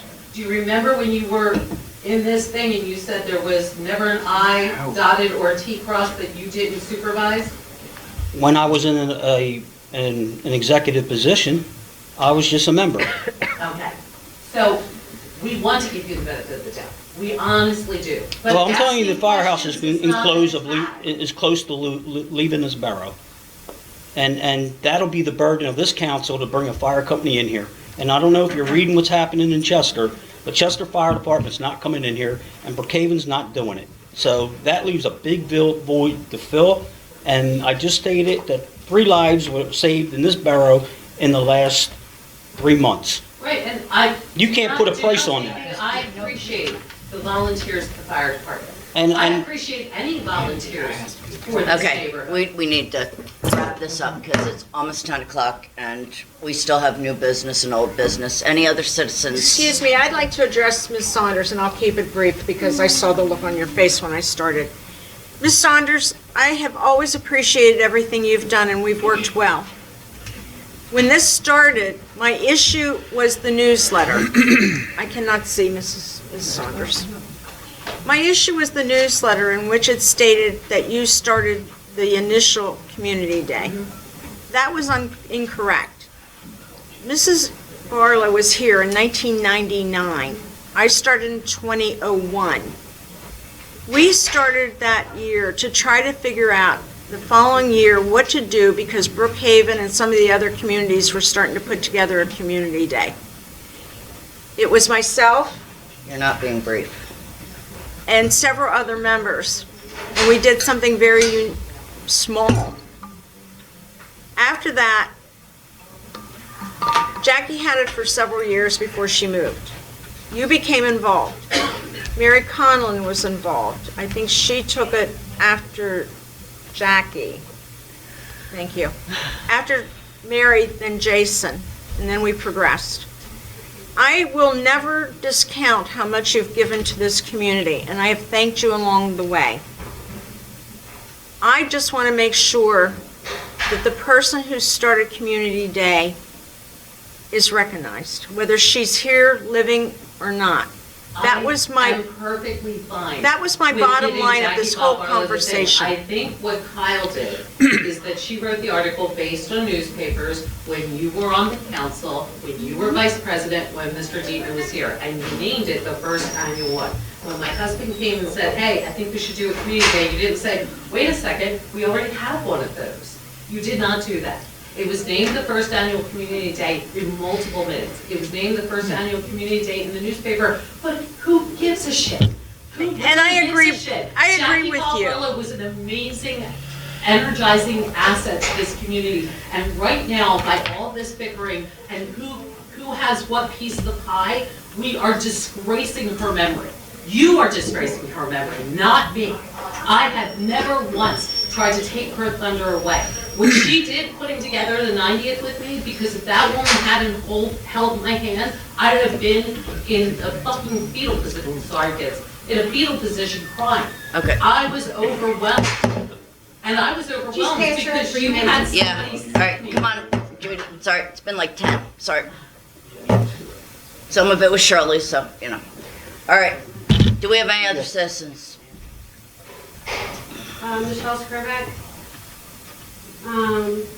We've had a few residents start amazing things within our community that they wanted to bring to our community or take to a local food or clothing pantries as well. I wanted to see a food pantry started here in our borough and give something back to our residents or someone locally just needing an extra hand. Names have been called, but this wasn't started to take anything away from anyone else. We still donate things to local pantries, whether it's clothing, food, toys, or just a monetary donation. I wanted to let the residents know that our first opening date for the food pantry at the firehouse is this Saturday on April 22nd from 10 to 12 for our Parkside pantry. No IDs required. We have received an amazing response from our community and outside communities. I've received numerous emails asking for help. Actually received an email from someone who's at a hotel in Media, disabled, single mother, has her older mother living with her, asking for food. I am not going to turn away anybody that's going to come to me that's outside of Parkside. This is something that I want to see going forward. I'm not doing it because I'm running. It's not based on that. I'm tired of hearing that. This is something I've been wanting to see for a very long time. And I got asked, what do I want to bring to our community? This is what I'm bringing to our community. If anybody wants to help, help. I don't care what political affiliation you are, but I'm tired of hearing about why I'm doing it. This is why I'm doing it, because people are reaching out to us asking for help. Okay? I just got another email as I'm standing out there, and I was reading that, ready to answer. I would like to thank Parkside Fire Company because I went to them and asked them personally if they wanted to get involved.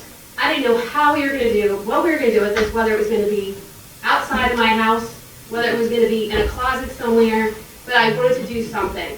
So I went to the fire company, they opened doors. Yes, what do you need? What do you need? Closet. That's what I got. But it's growing past that. It's grown past that. I went to local business in Parkside. Hey, you know, I went to Phil and Jim's, I went to Jeannie Beans, I went to Curly's. Every single one of them said, this is awesome. You're doing something right here in our town. Our name gets out there. Parkside's doing great and bigger things. This is what it's all about. I'm not asking for just one political affiliation to help me. I'm asking anyone if they want to help out. But I wanted to thank everyone that's been involved. The Parkside Republican Committee, Curly's Car Cure, again, Phil and Jim's. And I want to thank everybody for opening up their hearts because I'm hearing from actually Jeannie Beans, Debbie, the owner, told me that someone from Chester came over. Other communities are coming over and dropping off food. I'm walking around talking to people. We're passing out the flyers, letting people know because not everybody's on Facebook. So you do have to get out there and get the flyers out there for anything you do. Even junior council wanting to do things. Not everybody's on Facebook, not everybody's on social media. Some people are afraid to comment. So that's why I put that email out there if they wanted to respond to that. But I want to let everybody know. Once we see how things go Saturday, we're going to throw out some more dates and take it from there. But if any of you guys have ideas, council members, anyone in the public, please feel free to email the parksidefooddrive@gmail.com and we'll be happy to answer anything, any of your questions. Okay, thank you. We're just missing Nick. This question is for Robert Powers. I just wanted to know, with everything that's going on, like how have you been doing, like at home, with the firehouse? How has this been affecting you? Is this really a Yeah, I really borough? don't want to mix council business with firehouse business. They are a separate entity. But thank you for asking. We're trying. Every firehouse, and the chief is associated with a firehouse. He's also associated here with Parkside. Every firehouse goes through problems. It's all over the state of Pennsylvania. Volunteerism in Pennsylvania is down 700,000 volunteers in the volunteer system. So you're in fire school right now. You're away from your family Saturday and Sunday, Tuesdays and Thursdays for Okay. almost 10 weeks. Can we move on, please? So, Okay, this is for Anna Guy and Shirley Purcival. How has communication been going between you two via email, since that has been an issue? I guess you'll find out.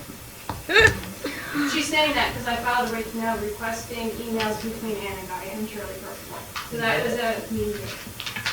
I have a legal question out to our solicitor before I respond to your email. So you're right to know.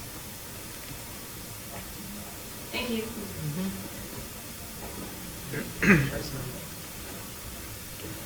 All right, going once, going twice. All right. Old business. Is there any old business, guys? It's almost 10. It's 10. Okay, no old business. New business. First item on here says motion to appoint solicitor. I'm going to make a motion to table that. I'll second that. Any questions? We have a motion to table.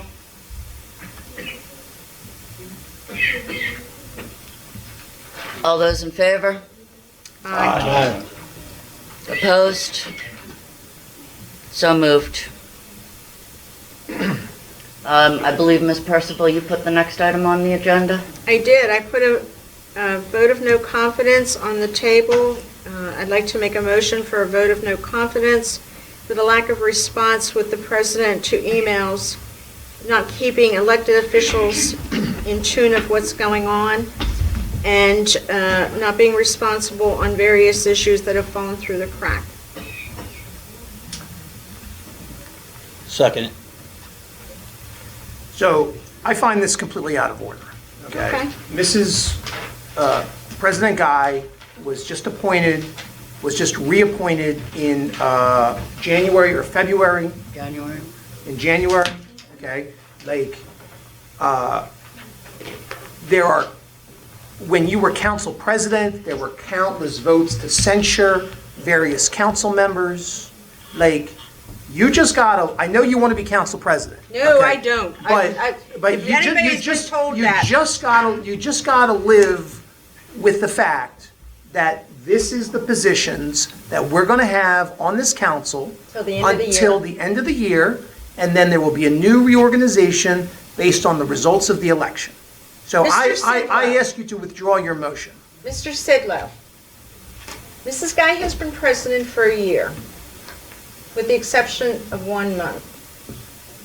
As I stated earlier, in August of last year, we could have had LED lights replacing the old sodium vapor as they went out. There's been numerous issues, and that's my concern. Let's take a And vote. if,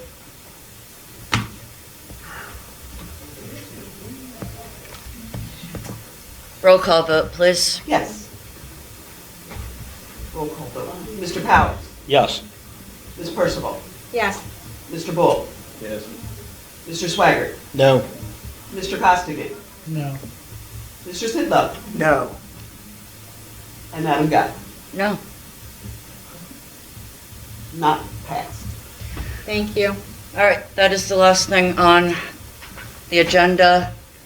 I will entertain a motion to adjourn Could you until we... please tell me before you adjourn approximately how long the executive session is going to last and what is it, a general? It's a personnel issue, and it could be 15 minutes. Thank you. But it could be a lot longer, it depends. All right, so, Is the motion to solicitor adjourn. to be there? Did it, yeah, go to the boys' room. All right, so moved.